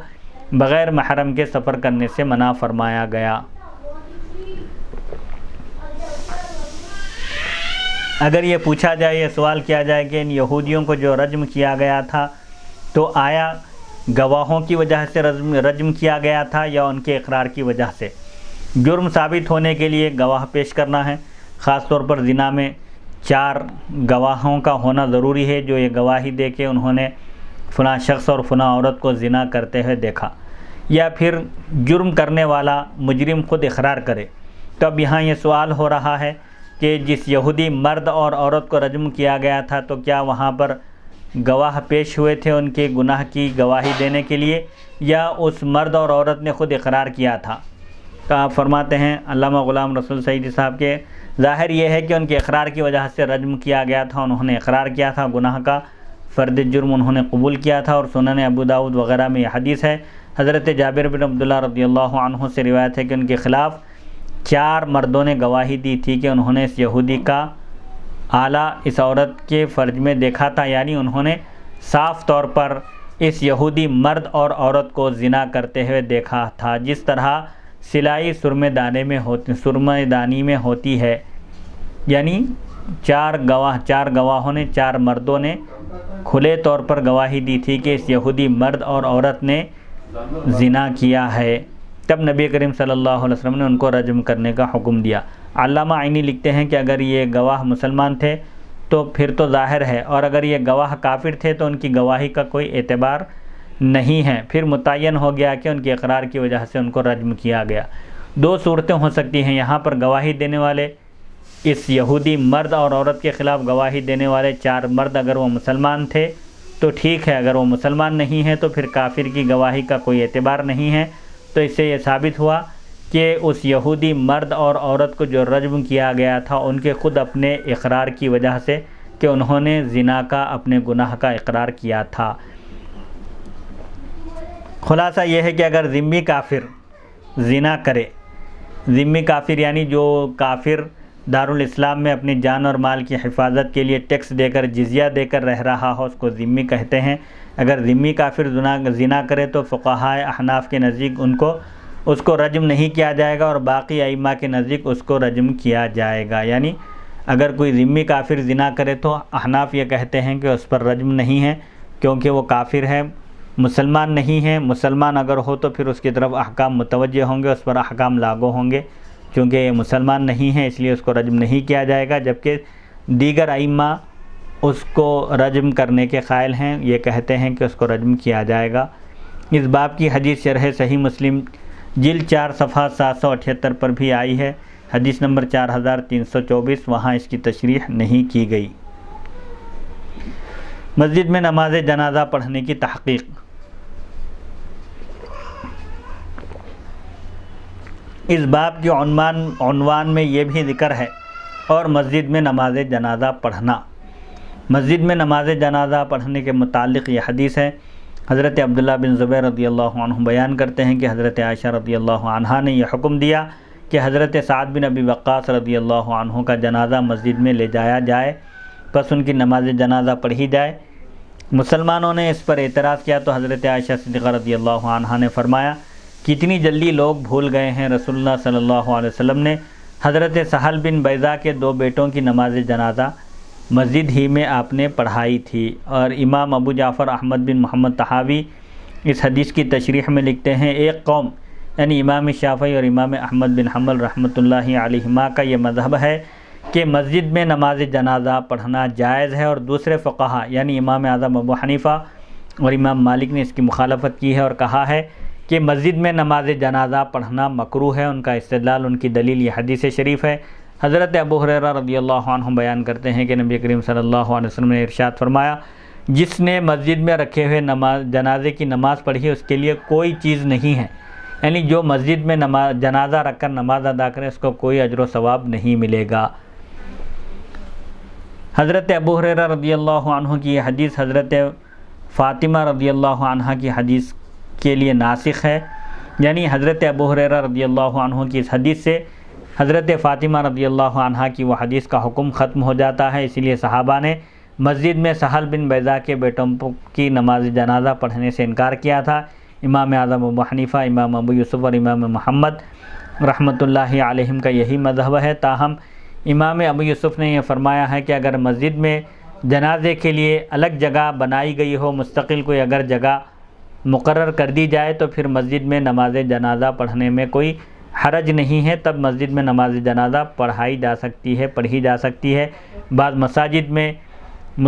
ایک جگہ الگ سپریٹ کر دی جاتی ہے نماز جنازہ کے لیے، جہاں جنازے لائے جاتے ہیں، رکھے جاتے ہیں اور نماز پڑھائی جاتی ہے۔ اگر اس طرح کوئی مسجد میں اگر ایک جگہ مختص کی جائے، مخصوص کر دی جائے جنازے کے لیے، تو وہاں پھر نماز جنازہ پڑھائی جا سکتی ہے۔ یہ حدیث شرح صحیح مسلم جلد 2 صفحہ 1026 تا 1032 کے ضمیمے میں یعنی اس ضمن میں وہاں بیان کی گئی ہے۔ وہاں ہم نے فقہ حنفی کی کئی کتابوں کے حوالوں سے لکھا ہے کہ اگر جنازہ مسجد سے باہر ہو، جیسے آج کل محراب کے آگے جگہ بنی ہوئی ہوتی ہے، تو پھر مسجد میں نماز جنازہ پڑھنے میں کوئی حرج نہیں ہے۔ کراہت صرف اس صورت میں ہے جب جنازے کو مسجد کے اندر رکھا جائے، مسجد کے اندر رکھ کر نماز جنازہ پڑھنا مکروہ ہے۔ ہاں اگر پبلک زیادہ ہو، ہجوم زیادہ ہو، باہر رکھ کر پڑھنے کی صورت میں سب لوگوں کو جگہ ناکافی ہوتی ہو تو پھر ایسی صورت میں مسجد میں نماز جنازہ پڑھائی جا سکتی ہے، مسجد کے اندر جنازہ رکھ کر وہاں بعض فقہا نے اس لیے مکروہ قرار دیا کہ میت کے جسم سے اگر بفرض محال خدا نخواستہ اگر کوئی چیز نکل جائے، کوئی غلاظت وغیرہ یا کچھ بھی چیز ظاہر ہو جائے، تو مسجد کے اس میں متلوث ہونے کا، مسجد کے آلودہ ہونے کا، مسجد کے خراب ہونے کا ڈر ہے۔ اسی لیے بعض فقہا نے جنازے کو باہر رکھ کر نماز ادا کرنے کا حکم دیا ہے۔ باب نمبر 61، باب ما یکرہ من اتخاذ المساجد علی القبور، قبروں پر سجدہ گاہ بنانے کی کراہت۔ ولما مات الحسن بن الحسن بن علی رضی اللہ تعالی عنہم ضربت امرأته القبۃ علی قبرہ سنة ثم رفعت فسمعوا صائحا یقول الا هل وجدوا ما فقدوا فاجابہ الآخر بل یئسوا فانقلبوا۔ اور جب حسن ابن علی رضی اللہ عنہم کا انتقال ہوا، یعنی حضرت سیدنا علی رضی اللہ عنہ کے پوترے حسن ابن علی کے صاحبزادے حسن رضی اللہ عنہ کا انتقال ہوا، تو ان کی زوجہ نے ان کی قبر کے پاس ایک خیمہ نصب کیا، ایک خیمہ لگایا، جس کو 1 سال کے بعد اٹھا لیا گیا۔ پھر لوگوں نے کسی پکارنے والے کی آواز سنی، سنو کیا انہوں نے جس چیز کو گم پایا تھا اس کو پا لیا؟ یعنی جو لوگ قبر میں جا کر دفن ہو گئے ہیں، کیا انہوں نے اس کو پا لیا؟ تو دوسرے نے جواب دیا بلکہ وہ مایوس ہو کر لوٹ گئے۔ علامہ ابن تین نے کہا یہ پکارنے والا مؤمنین جنوں میں سے تھا یا ملائکہ میں سے تھا؟ یہ ندا دینے والا یا آواز لگانے والا یا تو مومن جنات میں سے کوئی شخص تھا یا فرشتوں میں سے کوئی فرشتہ تھا۔ حدیث نمبر 1330، حدثنا عبید اللہ بن موسیٰ عن شیبان عن ہلال هو الوزان عن عروة عن عائشة رضی اللہ تعالی عنہا عن النبی صلی اللہ علیہ وسلم قال فی مرضه الذی مات فیہ لعن اللہ اليہود والنصارى اتخذوا قبور انبیائهم مسجدا قالت ولولا ذلك لابرزوا قبره غیر انی اخشى ان يتخذ مسجدا۔ امام بخاری رحمۃ اللہ علیہ روایت کرتے ہیں، ہمیں عبید اللہ بن موسیٰ نے بیان کیا شیبان سے، انہوں نے ہلال سے، اور وہ وزان ہیں، ہلال وزان ہیں، انہوں نے عروہ سے، انہوں نے حضرت عائشہ صدیقہ رضی اللہ عنہا سے روایت کیا، آپ نے نبی کریم صلی اللہ علیہ وسلم سے روایت کیا، آپ نے اس مرض میں فرمایا جس میں آپ وصال فرمائے، دنیا سے رخصت ہوئے، آپ نے کیا فرمایا اپنے مرض الوفات میں؟ اللہ یہود اور نصارہ پر لعنت فرمائے، یہود و نصارہ کو اللہ اپنی رحمت سے دور کر دے، جنہوں نے انبیاء علیہم السلام کی قبروں کو مسجد بنا لیا، یعنی عبادت ان کی شروع کر دی۔ حضرت عائشہ نے فرمایا اگر یہ خطرہ نہ ہوتا تو صحابہ آپ کی قبر مبارک کو، آپ کے روضہ اطہر کو ظاہر کر دیتے، لیکن مجھے یہ ڈر ہے کہ اس کو مسجد بنا لیا جائے گا، روضہ اقدس اگر ظاہر ہو جائے، معلوم ہو جائے تو لوگ اس کی طرف رخ کر کے نماز پڑھیں گے، اس کو مسجد بنا لیں گے، اسی خدشے سے ظاہر نہیں کی گئی۔ اس حدیث کی تشریح صحیح بخاری حدیث نمبر 435 میں گزر چکی۔ باب نمبر 62، باب الصلاۃ علی النفساء اذا ماتت فی نفاسها، نفاس میں مرنے والی عورت کی نماز جنازہ کا بیان۔ نفاس یعنی وہ خون جو بچے کی ولادت کے بعد آتا ہے، عورت کو 40 دن اس کی مدت بتائی گئی ہے۔ اگر حالت نفاس میں کسی عورت کا انتقال ہو جائے تو اس کی نماز جنازہ کا کیا حکم ہے؟ حدیث نمبر 1331، حدثنا مسدد قال حدثنا یزید بن زریع قال حدثنا حسین قال حدثنا عبداللہ بن بریدۃ عن سمرۃ رضی اللہ تعالی عنہ قال صلیت وراء النبی صلی اللہ علیہ وسلم علی امرأۃ ماتت فی نفاسها فقام علیہا وسطها۔ امام بخاری رحمۃ اللہ علیہ روایت کرتے ہیں، ہمیں مسدد نے حدیث بیان کی، انہوں نے کہا ہمیں یزید بن زریع نے حدیث بیان کی، انہوں نے کہا ہمیں حسین نے حدیث بیان کی، انہوں نے کہا ہمیں عبداللہ بن بریدہ نے حدیث بیان کی حضرت سمرہ رضی اللہ عنہ سے، انہوں نے بیان کیا کہ میں نے نبی کریم صلی اللہ علیہ وسلم کے پیچھے ایک عورت کی نماز جنازہ پڑھی جو حالت نفاس میں فوت ہو گئی تھی، انتقال کر گئی تھی۔ آپ اس عورت کے وسط میں کھڑے ہوئے، یعنی عورت کے جنازے کے آپ درمیان میں کھڑے ہوئے اور آپ نے نماز جنازہ پڑھائی۔ اس حدیث کی تشریح صحیح بخاری حدیث نمبر 332 میں گزر چکی۔ باب نمبر 63، باب این یقوم من المرأة والرجل، میت عورت ہو یا مرد تو نمازی کس جگہ کھڑا ہو؟ جنازے کے درمیان میں کھڑا ہونا ہے یا جنازے کے سرہانے کے پاس کھڑا ہونا چاہیے؟ جنازہ اگر مرد ہو یا عورت ہو، یعنی مرد کا جنازہ ہو یا عورت کا، امام کو کہاں کھڑے ہونا چاہیے، یہ اس کا بیان ہے۔ حدیث نمبر 1332، حدثنا عمران بن میسرۃ قال حدثنا عبد الوارث قال حدثنا حسین عن ابن بریدۃ قال حدثنا سمرۃ بن جندب رضی اللہ تعالی عنہ قال صلیت وراء النبی صلی اللہ علیہ وسلم علی امرأۃ ماتت فی نفاسها فقام علیہا وسطها۔ امام بخاری رحمۃ اللہ علیہ روایت کرتے ہیں، ہمیں عمران بن میسرہ نے بیان کیا، انہوں نے کہا، ہمیں عبد الوارث نے بیان کیا، انہوں نے کہا، ہمیں حسین نے بیان کیا ابن بریدہ سے، انہوں نے کہا، ہمیں حضرت سمرہ بن جندب رضی اللہ عنہ نے بیان کیا، انہوں نے بیان کیا کہ میں نے نبی کریم صلی اللہ علیہ وسلم کے پیچھے ایک خاتون کی نماز جنازہ پڑھی جو خاتون حالت نفاس میں یعنی بچے کی ولادت کے بعد فوت ہو گئی تھی۔ آپ اس کے درمیان میں کھڑے ہوئے، یعنی جنازے کے برابر بیچ میں آپ کھڑے ہو کر آپ نے نماز جنازہ پڑھائی۔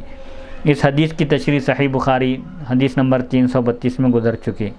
باب نمبر 64، باب التکبیر علی الجنازۃ اربعا، نماز جنازہ میں 4 تکبیریں کہنے کا بیان، یعنی نماز جنازہ میں جملہ 4 تکبیرات ہیں۔ وقال حمید صلی بنا انس رضی اللہ تعالی عنہ فکبر ثلاثا ثم سلم فقیل له فاستقبل القبلة ثم کبر الرابعة ثم سلم۔ اور حمید نے کہا، ہم کو حضرت انس رضی اللہ عنہ نے نماز جنازہ پڑھائی، ایک جنازے میں ہم شریک تھے، حضرت انس رضی اللہ عنہ نے امامت فرمائی، پس انہوں نے 3 مرتبہ اللہ اکبر کہا، 3 تکبیریں کہیں، پھر سلام پھیر دیا۔ تو ان کو بتایا گیا کہ آپ نے 3 تکبیرات پر سلام پھیر دیا ہے، تو آپ نے فوراً قبلے کی طرف رخ کیا، پھر 4تھی مرتبہ اللہ اکبر کہا، اس کے بعد آپ نے سلام پھیرا۔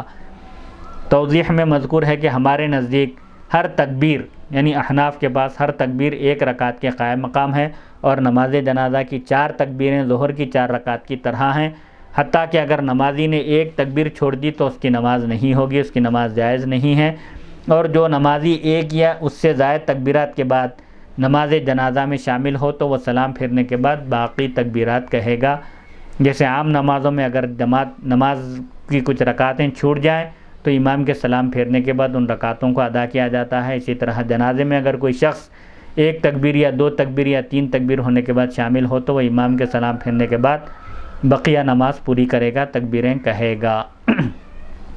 حدیث نمبر 1333، حدثنا عبداللہ بن یوسف قال اخبرنا مالک عن ابن شہاب عن سعید بن المسیب عن ابی ہریرہ رضی اللہ تعالی عنہ ان رسول اللہ صلی اللہ علیہ وسلم عن نجاشی فی اليوم الذي مات فیہ وخرج بهم الى المصلی فصف بهم وکبر علیہ 4 تکبیرات۔ امام بخاری رحمۃ اللہ علیہ روایت کرتے ہیں، ہمیں عبداللہ بن یوسف نے بیان کیا، انہوں نے کہا ہمیں امام مالک نے خبر دی، ابن شہاب سے، انہوں نے سعید بن مسیب سے، انہوں نے حضرت ابو ہریرہ رضی اللہ عنہ سے کہ جس دن نجاشی ملک حبش کے بادشاہ فوت ہوئے، انتقال کر گئے، رسول اللہ صلی اللہ علیہ وسلم نے ان کی موت کی اطلاع دی اور مسلمانوں کو لے کر آپ عیدگاہ پہنچے، پس ان کی آپ نے صفیں بنائی اور نماز جنازہ آپ نے پڑھائی 4 تکبیرات کے ساتھ، یعنی 4 مرتبہ آپ نے اللہ اکبر کہا۔ اس حدیث سے بھی ثابت ہوا کہ نماز جنازہ کی جملہ 4 تکبیرات ہیں۔ اس حدیث کی تشریح صحیح بخاری حدیث نمبر 1245 میں گزر چکی۔ حدیث نمبر 1334، حدثنا محمد بن سنان قال حدثنا سلیم بن حیان قال حدثنا سعید بن میناء عن جابر رضی اللہ تعالی عنہ ان نبی صلی اللہ علیہ وسلم صلی علی اصحامۃ النجاشی فکبر 4 وقال یزید بن ہارون وعبد الصمد عن سلیم اصحامۃ۔ امام بخاری رحمۃ اللہ علیہ روایت کرتے ہیں، ہمیں محمد بن سنان نے حدیث بیان کی، انہوں نے کہا ہمیں سلیم بن حیان نے حدیث بیان کی، انہوں نے کہا ہمیں سعید بن مینا نے حدیث بیان کی حضرت جابر رضی اللہ عنہ سے کہ نبی کریم صلی اللہ علیہ وسلم نے اصحامہ نجاشی کی نماز جنازہ پڑھائی، آپ نے نماز جنازہ میں 4 تکبیریں کہی، اور یزید بن ہارون اور عبد الصمد نے کہا سلیم، یعنی سلیم سے انہوں نے اصحامہ کہا، خالی نجاشی کا لفظ استعمال نہیں کیا۔ اس حدیث کی تشریح صحیح بخاری حدیث نمبر 1317 میں گزر چکی۔ باب نمبر 65، باب قراءت فاتحۃ الکتاب علی الجنازۃ، نماز جنازہ میں سورہ فاتحہ پڑھنے کا بیان۔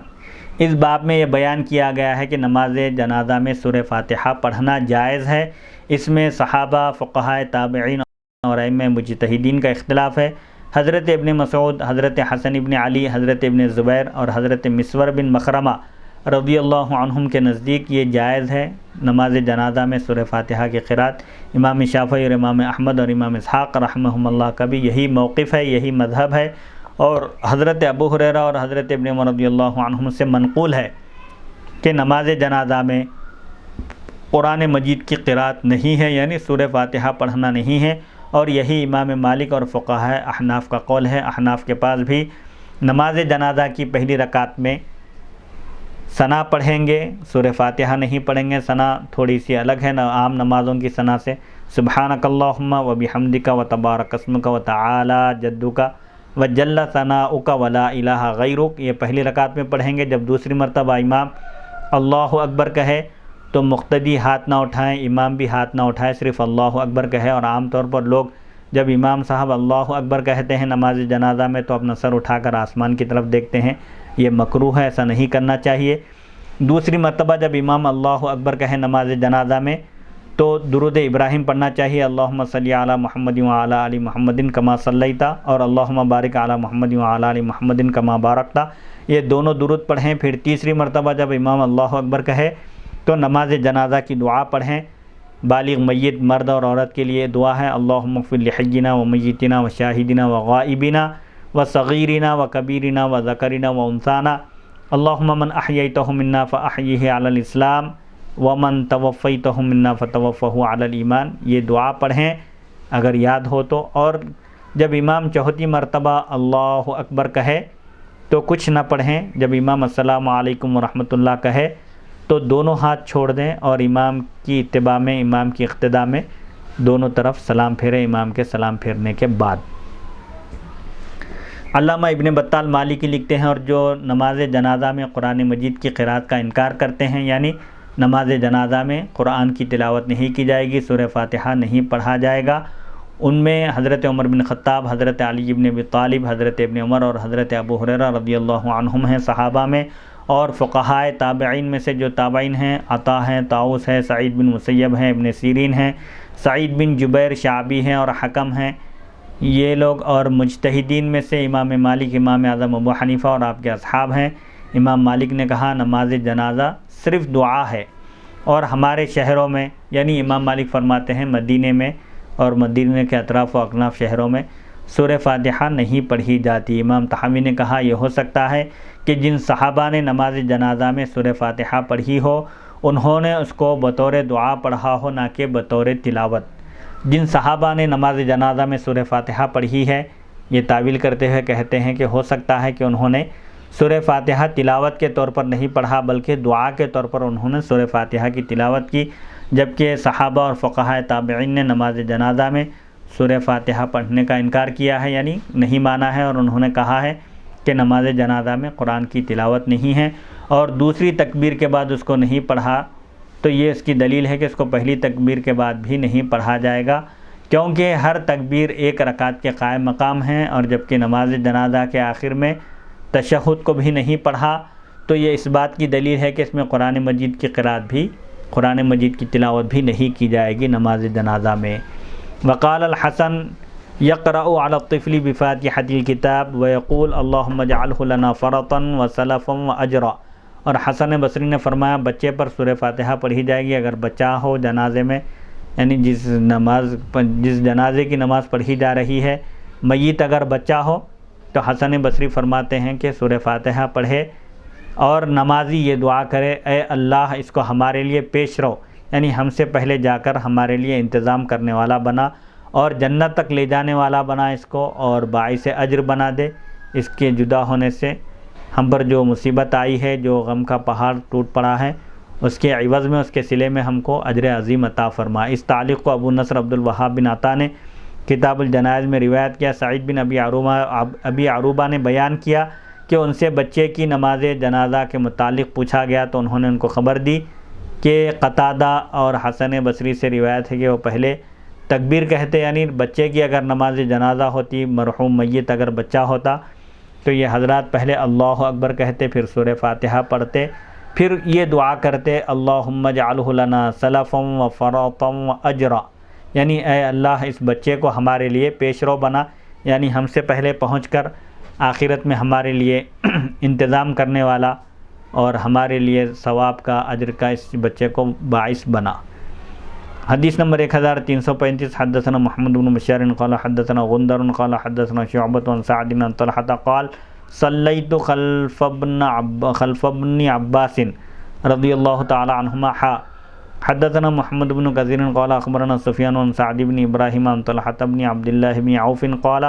صلیت خلف ابن عباس رضی اللہ تعالی عنہما علی جنازۃ فقرأ بفاتحۃ الکتاب قال لیعلم انہا سنۃ۔ امام بخاری رحمۃ اللہ علیہ روایت کرتے ہیں، ہمیں محمد بن بشار نے بیان کیا، انہوں نے کہا ہمیں غندر نے بیان کیا، انہوں نے کہا ہمیں شعبہ نے بیان کیا سعد سے، انہوں نے طلحہ سے، انہوں نے کہا میں نے حضرت ابن عباس رضی اللہ عنہما کے پیچھے نماز پڑھی۔ یہ ہا نشانی ہے تحویل سند کی، یہاں سے ایک دوسری سند شروع ہو رہی ہے۔ ہمیں محمد بن کثیر نے بیان کیا، انہوں نے کہا ہمیں سفیان نے خبر دی سعد بن ابراہیم سے، انہوں نے طلحہ بن عبداللہ بن عوف سے انہوں نے بیان کیا کہ میں نے حضرت عبداللہ بن عباس رضی اللہ عنہما کے پیچھے ایک جنازے کی نماز پڑھی، پس انہوں نے نماز جنازہ میں سورہ فاتحہ پڑھی اور فرمایا، نماز ہونے کے بعد فرمایا تاکہ لوگ یہ جان لیں کہ سورہ فاتحہ پڑھنا سنت ہے، میں نے اسی لیے سورہ فاتحہ پڑھی ہے نماز جنازہ میں تاکہ لوگوں کو معلوم ہو جائے کہ نماز جنازہ میں سورہ فاتحہ پڑھنا مسنون ہے۔ اس حدیث شریف کی سند کے راوی ہیں محمد بن بشار، ان کا تذکرہ کئی بار ہو چکا ہے، نمبر 2 غندر، اور یہ محمد بن جعفر بصری ہیں، نمبر 3 شعبۃ بن الحجاج، نمبر 4 سعد بن ابراہیم بن عبد الرحمن بن عوف، یہ سن 100 ہجری میں انتقال کر گئے، نمبر 5 طلحہ بن عبداللہ بن عوف، یہ عبد الرحمن کے بھتیجے تھے، یہ فقیہ اور سخی تھے، یعنی سخی داتا تھے، داد و دہش کرتے تھے، غریبوں کی مدد کیا کرتے تھے، ان کو طلحہ اسدی کہا جاتا تھا، قبیلہ اسد سے ان کا تعلق تھا، یہ سن 99 ہجری میں انتقال کر گئے، نمبر 6 محمد بن کثیر، نمبر 7 سفیان ثوری، نمبر 8 حضرت عبداللہ بن عباس رضی اللہ عنہما۔ نماز جنازہ میں سورہ فاتحہ پڑھنے کے متعلق دیگر احادیث۔ طلحہ بن عبداللہ بن عوف بیان کرتے ہیں کہ حضرت عبداللہ بن عباس رضی اللہ عنہما نے نماز جنازہ پڑھائی، آپ نے نماز جنازہ میں سورہ فاتحہ پڑھی، پس میں نے ان سے پوچھا، سوال کیا کہ آپ نے نماز جنازہ میں سورہ فاتحہ کیوں پڑھی؟ تو آپ نے جواب دیا یہ سنت ہے، یہ تمام سنت سے ہے، یعنی یہ سنت کا تتمہ ہے، یا نماز جنازہ میں سورہ فاتحہ پڑھنا مسنون ہے۔ یہ سنن ترمذی کا حوالہ ہے، امام ترمذی نے فرمایا یہ حدیث درجے کے لحاظ سے حسن صحیح ہے، اور نبی کریم صلی اللہ علیہ وسلم کے اصحاب میں سے بعض اہل علم کا اس پر عمل ہے، ان کا مختار یہ ہے، یعنی ان کا پسندیدہ مسلک یہ ہے کہ پہلی تکبیر کے بعد سورہ فاتحہ پڑھی جائے، اور یہ امام شافعی، امام احمد اور امام اسحاق رحمہ اللہ کا قول ہے۔ اور بعض اہل علم نے کہا کہ نماز جنازہ میں بالکل قرآن مجید کی تلاوت نہ کی جائے، نماز جنازہ تو اصل میں صرف اللہ تعالیٰ کی حمد و ثنا ہے، اور نبی کریم صلی اللہ علیہ وسلم پر درود و سلام بھیجنا ہے، اور میت کے حق میں دعا ہے۔ یہ فقہائے احناف اور سفیان ثوری کا قول ہے۔ طلحہ بن عبداللہ بن عوف بیان کرتے ہیں کہ میں نے حضرت عبداللہ بن عباس رضی اللہ عنہما کے پیچھے نماز جنازہ پڑھی، پس انہوں نے بلند آواز سے نماز جنازہ میں پہلی رکعت میں سورہ فاتحہ پڑھی اور ایک سورت پڑھی، حتیٰ کہ ہم کو سنایا، اتنی بڑی آواز سے پڑھے کہ ہم کو ان کی قرات کی آواز آ رہی تھی۔ جب وہ فارغ ہو گئے نماز جنازہ سے تو میں نے ان کا ہاتھ پکڑ کر ان سے پوچھا، تو انہوں نے کہا یہ سنت اور حق ہے۔ اس حدیث میں جو سورہ فاتحہ کے ساتھ اور ایک سورہ ملانے کا ذکر ہے، ضم سورہ، اس کے متعلق امام بیہقی، یہ جو بہت بڑے محدث گزرے ہیں، انہوں نے فرمایا غیر محفوظ ہے، یعنی یہ شاذ ہے، صرف سورہ فاتحہ کی روایتیں بکثرت ملتی ہیں، لیکن سورہ فاتحہ کے ساتھ کوئی اور ایک سورہ پڑھنے کی روایت ایک آدھ روایت ہے۔ حضرت ابو امامہ رضی اللہ عنہ سے روایت ہے کہ نماز جنازہ میں سنت یہ ہے کہ پہلی تکبیر کے بعد سورہ فاتحہ پڑھی جائے، پھر 3 تکبیریں پڑھی جائیں اور آخر میں سلام پھیرا جائے۔ حضرت ام شریک انصاریہ بیان کرتی ہیں رضی اللہ عنہا کہ ہمیں رسول اللہ صلی اللہ علیہ وسلم نے حکم دیا کہ ہم نماز جنازہ میں سورہ فاتحہ پڑھیں۔ علامہ عبد الرحمن بن اسماعیل کنانی بوصیری اس حدیث کی سند کے متعلق لکھتے ہیں، اس حدیث کو شہر بن حوشب نے حضرت ام شریک سے روایت کیا، اس کی توثیق میں یعنی شہر بن حوشب ثقہ راوی ہیں یا نہیں، اس میں اختلاف ہے۔ امام احمد یہ ائمہ جرح و تعدیل میں ایک بڑا مقام رکھتے ہیں، ائمہ جرح و تعدیل میں آپ کا ایک منفرد مقام ہے۔ امام احمد بن حنبل اور ابن معین، یحییٰ بن معین وغیرہ نے ان کو ثقہ قرار دیا شہر بن حوشب کو، اور ابن عون نے ان کو ترک کر دیا ہے، یعنی ان کی روایت کو نہیں لیا۔ امام بیہقی، امام نسائی اور حماد بن جعفر نے شہر بن حوشب کو ضعیف اور لین قرار دیا، یعنی ان کی روایت قابل قبول نہیں ہے یا وہ ثقہ راوی نہیں ہے، اور ان کی روایت میں انہوں نے اختلاف کیا۔ صحابہ کرام اور فقہاء تابعین کا نماز جنازہ میں قرآن پڑھنے سے منع کرنا، یہ دیگر ائمہ کے پاس مسئلہ تھا کہ نماز جنازہ میں سورہ فاتحہ پڑھی جائے، لیکن احناف کے پاس نماز جنازہ کا مطلب یہ ہے کہ نماز جنازہ صرف اللہ تعالیٰ کی حمد و ثنا ہے نماز جنازہ میں، اور دوسری رکعت میں حضور پاک علیہ الصلوۃ والسلام پر درود و سلام کا نذرانہ پیش کرنا ہے، اور تیسری رکعت میں میت کے حق میں اس کی مغفرت کے لیے دعا کرنا ہے۔ نافع بیان کرتے ہیں کہ حضرت ابن عمر رضی اللہ عنہما نماز جنازہ میں قرآن نہیں پڑھتے تھے، چاہے سورہ فاتحہ یا کوئی اور سورت۔ ابو المنہال بیان کرتے ہیں کہ میں نے ابو العالیہ سے پوچھا کیا نماز جنازہ میں سورہ فاتحہ پڑھی جائے گی؟ تو انہوں نے کہا میرا گمان یہ ہے کہ سورہ فاتحہ صرف اس نماز میں پڑھی جائے گی جس میں رکوع اور سجدہ ہو، لہذا نماز جنازہ میں رکوع اور سجدہ نہیں ہے، اسی لیے اس میں سورہ فاتحہ نہیں پڑھی جائے گی۔ موسیٰ بن علی اپنے والد سے روایت کرتے ہیں کہ میں نے حضرت فضالہ بن عبید رضی اللہ عنہ سے پوچھا کیا نماز جنازہ میں قرآن پڑھا جائے گا، قرآن کی تلاوت کی جائے گی؟ تو انہوں نے کہا نہیں۔ سعید بن ابی بردہ اپنے والد رضی اللہ عنہ سے روایت کرتے ہیں ایک شخص نے ان سے پوچھا میں نماز جنازہ میں سورہ فاتحہ پڑھوں، کیا مجھے نماز جنازہ میں سورہ فاتحہ پڑھنا چاہیے؟ تو انہوں نے جواب دیا مت پڑھو، یعنی سورہ فاتحہ نہیں پڑھنا چاہیے۔ ابو حسین نے شعبی سے روایت کیا کہ نماز جنازہ میں قرآن مجید کی تلاوت نہیں ہے۔ طاؤس اور عطا یہ بڑے اکابر تابعین میں ان کا شمار ہوتا ہے۔ طاؤس اور عطا نماز جنازہ میں قرآن پڑھنے کا انکار کرتے تھے، یعنی وہ حضرات یہ کہتے تھے کہ نماز جنازہ میں قرآن کی تلاوت نہیں ہے، چاہے سورہ فاتحہ ہو یا کوئی اور سورہ۔ محمد بن عبداللہ بیان کرتے ہیں میں نے سالم سے پوچھا کیا نماز جنازہ میں قرآن پڑھا جائے گا؟ تو انہوں نے کہا نماز جنازہ میں قرآن کی تلاوت نہیں کی جائے گی۔ قتادہ بیان کرتے ہیں کہ ابن مسیب نے کہا ہمیں علم نہیں کہ نماز جنازہ میں قرآن کی تلاوت ہے، نہ کسی معین دعا کی۔ نماز جنازہ میں قرآن کی تلاوت بھی نہیں ہے اور کوئی ایسی مخصوص دعا بھی نہیں ہے، بس نماز جنازہ میں اہم شرط 4 تکبیرات ہیں، 4 مرتبہ اللہ اکبر کہے، پہلی تکبیر کے بعد ثنا پڑھے، دوسری تکبیر کے بعد درود ابراہیم پڑھے، دونوں درود ابراہیم، تیسری تکبیر کے بعد نماز جنازہ کی جو دعا نقل ہو کر آئی ہے منقول احادیث شریفہ میں وہ دعا پڑھے، چوتھی تکبیر کے بعد کچھ پڑھنا نہیں ہے، چوتھی تکبیر کے بعد جب امام السلام علیکم ورحمۃ اللہ کہے سلام پھیرے تو دونوں ہاتھ چھوڑ کر سلام پھیر دیں۔ حضرت عبداللہ بن مسعود رضی اللہ عنہ نے فرمایا نماز جنازہ میں ہمارے لیے قرات معین کی گئی ہے اور نہ کوئی اور قول،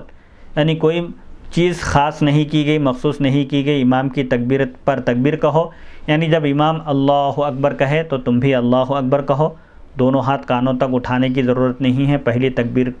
کے علاوہ۔ دوسری، تیسری، چوتھی تکبیر میں صرف امام کی متابعت میں، امام کی پیروی میں تم بھی اللہ اکبر کہو اور اچھی طرح دعا کرو اور ثنا پڑھو۔ یہ مختلف کتابوں کے حوالے ہیں، مصنف ابن ابی شیبہ، مصنف عبدالرزاق، مجموع الزوائد وغیرہ میں یہ روایتیں ہیں کہ نماز جنازہ میں سورہ فاتحہ بھی پڑھنا نہیں ہے اور قرآن مجید کی تلاوت بھی نہیں ہے۔ نماز جنازہ کے بعد دعا کرنے کے ثبوت میں خصوصی احادیث شریفہ اور صحابہ کے اقوال کہ نماز جنازہ خود دعا ہے تو کیا پھر نماز جنازہ کے بعد بھی دعا کی جائے گی، اس سلسلے میں روایتیں پیش کرتے ہوئے کہتے ہیں عن ابی ہریرہ رضی اللہ عنہ قال سمعت رسول اللہ صلی اللہ علیہ وسلم یقول اذا صلیتم علی المیت فاخلصوا له الدعاء۔ حضرت ابو ہریرہ رضی اللہ عنہ بیان کرتے ہیں کہ میں نے رسول اللہ صلی اللہ علیہ وسلم کو یہ فرماتے ہوئے سنا کہ جب تم نماز جنازہ پڑھ لو تو اخلاص کے ساتھ، صدق دل کے ساتھ میت کے لیے، اس کی مغفرت کے لیے دعا کرو۔ ابو داود میں روایت موجود ہے، اس حدیث میں فاخلصوا پر جو فا آیا ہے یہ تعقیب علی الفور کے لیے آتا ہے۔ نحو کا ایک قاعدہ ہے جاء زید فبکر، زید آیا اور اسی کے ساتھ یعنی اس کے فوری بعد اسی کے پیچھے بکر آیا، یہ تعقیب کو بتاتا ہے کسی کام کے فوری کرنے کے لیے۔ تو اس حدیث شریف میں فعل آیا گیا کہ جب تم نماز جنازہ پڑھو، میت کی نماز جنازہ پڑھنے کے فوراً بعد اس کے لیے صدق دل سے دعا کرو۔ مانعین اور مخالفین، یعنی نماز جنازہ کے بعد دعا کو نہیں ماننے والے اور دعا کا انکار کرنے والے اس استدلال پر یہ اعتراض کرتے ہیں کہ قرآن مجید میں ہے فَإِذَا قَرَأْتَ الْقُرْآنَ فَاسْتَعِذْ بِاللَّهِ مِنَ الشَّيْطَانِ الرَّجِيمِ، سورہ نحل آیت نمبر 98۔ پس جب تم قرآن مجید کی تلاوت کا ارادہ کرو تو شیطان مردود سے اللہ کی پناہ طلب کرو۔ اس آیت میں فاستعذ پر بھی فایا ہے جو تعقیب علی الفور کے لیے آتا ہے، اور اس صورت میں اس کا معنی ہوگا جب تم قرآن مجید پڑھو تو اس کے فوری بعد اعوذ باللہ من الشیطان الرجیم پڑھ لیا کرو۔ حالانکہ اعوذ باللہ من الشیطان الرجیم جس کو تعوذ کہتے ہیں، قرآن مجید پڑھنے سے پہلے پڑھنا واجب ہے، قرآن مجید صرف بسم اللہ سے شروع نہیں کیا جا سکتا، بلکہ تعوذ یعنی اعوذ باللہ من الشیطان الرجیم پڑھنا قرآن مجید کی تلاوت سے پہلے واجب ہے۔ تو یہاں اگر کوئی نماز جنازہ کے بعد دعا کا انکار کرنے والا یہ اعتراض کرے کہ اس آیت میں بھی فاستعذ میں فا ہے، تو اس کا مطلب یہ ہوا کہ پہلے قرآن پڑھو بعد میں اعوذ باللہ من الشیطان الرجیم پڑھو۔ اگر یہ اعتراض کرے تو اس کا کیا جواب دیا جائے گا؟ اس کا جواب یہ ہے کہ چونکہ اس آیت کا ظاہری معنی مشکل ہے، ظاہری معنی مراد لینا مشکل ہے، اس لیے اس میں مجاز بالحذف ہے، یعنی اس میں ایک کلمہ محذوف ہے، پوشیدہ ہے، اور تقدیر عبارت اس کی عبارت اس طرح ہے، پوشیدہ یعنی چھپا ہوا ہے۔ اذا قرأت القرآن، جب تم قرآن پڑھو تو، یعنی اذا اردت ان تقرأ القرآن، جب تم قرآن پڑھنے کا ارادہ کرو تو اعوذ باللہ من الشیطان الرجیم پڑھ لیا کرو۔ اس کے برخلاف جس حدیث سے ہم نے دلیل پیش کی ہے اس کے حقیقی معنی مراد لینے میں کوئی دشواری نہیں ہے، اور اس کو کسی مجاز پر محمول کرنے کی ضرورت نہیں ہے، یعنی وہاں مجازی معنی مراد لینے کی ضرورت بھی نہیں ہے۔ اس سلسلے میں دوسری حدیث یہ ہے